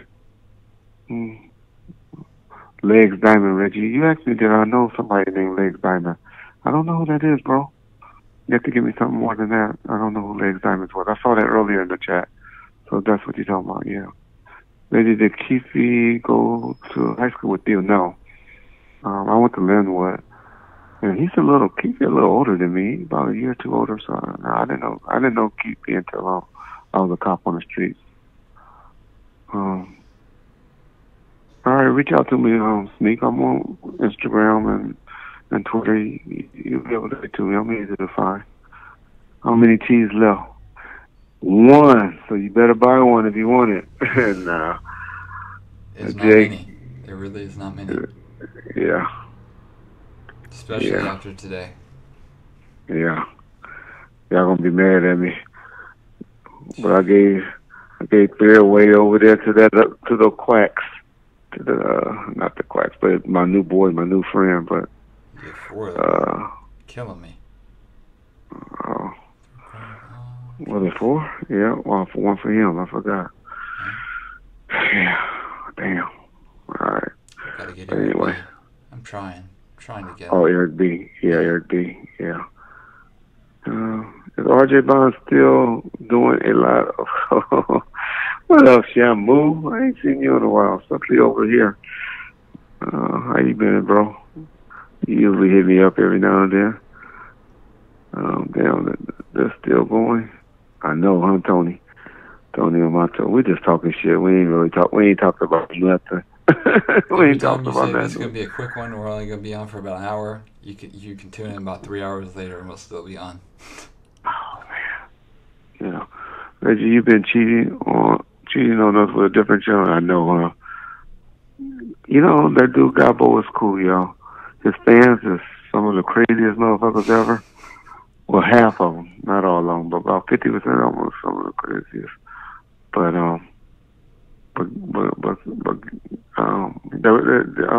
Gambo, I can't think of his name right now, but he has good energy. I like him a lot. Gable, what's his name? John, come on, Gable and Gab Sam. and Sam. That's the only thing I know. Gabo. Gab and Sam, the show. Gabo and Sam. Jersey D just hit me. He must have uploaded something. Y'all go and view Jersey B downloads if y'all get a chance. He be Gabo, yeah. Y'all go see what Jersey D talking about. He just hit me with one. He must just put something up. Really trying to consolidate all YouTube channels. Just a few, but yeah, I'm trying to circle those two particular guys. And y'all don't know, messing with people like that, because he did an interview with him, you know, and now that he won't fuck with him no more, that's driving him crazy. That's driving him crazy. He trying to turn John against me. All right, I'll leave that alone. That's what the get down was, though. That was the get down. No, it was even not. Yeah, that's what he was trying to do. Reggie, watch The Shy. The Shy I've been watching. You know, I got it taped. I watched like two episodes of it, and it was moving a little bit too slow for me. But I've been taping it because my wife's nephew plays in it. He's the guy that's with all the hair, and then he got killed. But I noticed they kept doing reenactments with him, with the guy always thinking about him. So I don't know how long he's been there. But I know his last name is Guillory. That's my wife's nephew. But so I was giving it a shot. I'll try to. Let I'll try to Lamar check know it out. why we did the show tonight as opposed to you doing it on 313. He wanted to know why no 313. Well, what happened? My boy Real, he didn't answer. I think Real must have knew that they didn't, because he just wanted to do it with the guy Giovanni that played me, and I guess once he realized Giovanni wasn't it's going to be next week when that part airs. I think he went to sleep. I don't know. I hope that's what he did. I hope that's wrong. And so I hadn't heard from Real, but I really want to get the issue, and that's the only reason for the stream tonight, was to get the issue cleared up with the two Amir Muhammad's names, because it confused me, even though I knew who Stutterbox was, but it still confused me, and I wanted to, I didn't want none of y'all to be confused about that too long. And so that's why I wanted to come on here and just have Greg Kadings. Those of y'all that missed it, Greg Kadings and Michael Dorsey Greg was on for about 10 or 15 minutes, and he explained some things. And then Michael Dorsey finished up for like the last hour, and he explained some things. And so that's really what the show was. We just been up here bullshitting for the last 2 hours. Just going to make that part and not get put up for for a whole day. The part that we really wanted to clear up. Reggie, what street you grew up? I grew up at 1628 East Pine Street, right behind the Compton Swap Meet, which is now a big old super Walmart. It was the old Sears, is where I grew up in Compton. I grew up on Pine Street, Pine. Yep. Robert C., give Real another chance, man. He done calm down on that, talking to his viewers like that. He's the one that acts crazy. No, he done calm down on that. So give him another shot. See what you think. Your boy's over there, Kenneth McLean, and he seems to be cool with him. Yeah. Matter of fact, Kenneth McLean is one of his what's the word? Y'all call them narrators? What are they called? Oh, moderators. Yeah. Moderators. Yeah. Yeah. Yep. What was Compton now? Like Compton now is like 60-40. Mexicans. Yep. Trayvon lived on. Yep, he lived. Trayvon Lane lived four doors from where I live.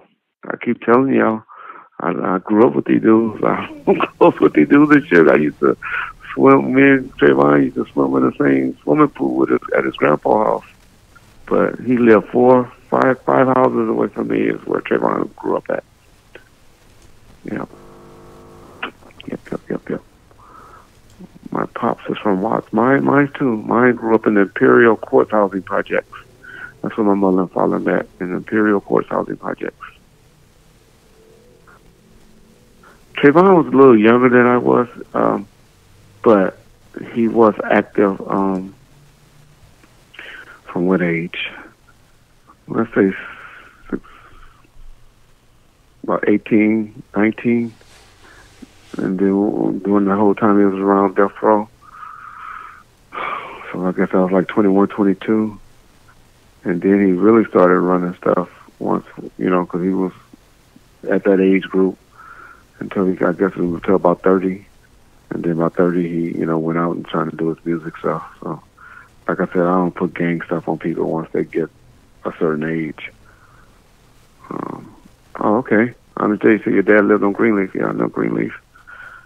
Greenleaf is actually where a lot of the South Side, depending on what 100 block, but South Side runs through Greenleaf, so your dad would know about that. If it was on the east side of Greenleaf, if it's the west side, then he's over in Nutty Block. He was where the horses and all of that is. But yeah, Pop was from Watts, but he moved to Inglewood. Okay, he used to hang around the Crenshaw Mafia crew. Okay. So he was over there right down the street from the Forum. Where your dad grew up was right across the street from where the Crenshaw Christian Center used to be. You remember that big old church? Mr. Price, what was it? Reverend Price, what was Price's name? But anyway, I was right around the corner from the Forum and the racetrack. And right across the street from the Crenshaw Christian Center. Why is Keefe still breathing? Well, they hid out during the war. That's all I can say about that. T-Mo Goody. Grape Street is no joke. Good dudes. Every gang got tough guys and not so tough guys and all of that. But guys don't want to be in gangs. Guys just want to pay their bills and take care of shit. People don't want to do anything illegal, especially stuff like that. And people just want to pay their bills and have nice things. Some want a little bit more nicer things than others. But for the most part, we just want to, support our families and live.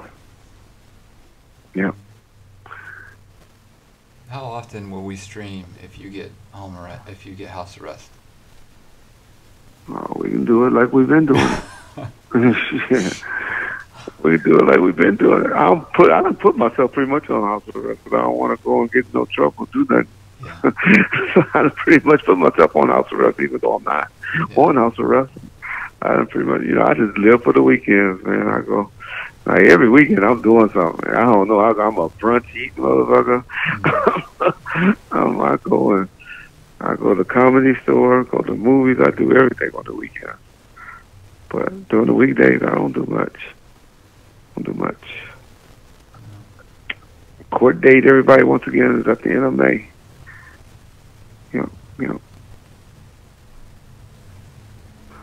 Well, I don't know. It's up to the judge and the U.S. prosecutor how mad he is. They were real mad at me back a little while ago.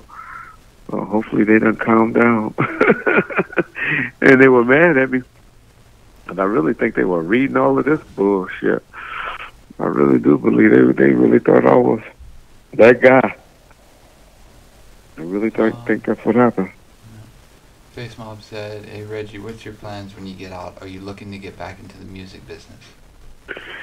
That part I don't know. I done connected with a lot. Right now I'm just trying to help people collect money. And so I'm getting a lawyer. I haven't finally got a lawyer. That's what I've been spending all my time in the daytime. Networking with people, talking to people. Yeah. And trying to find out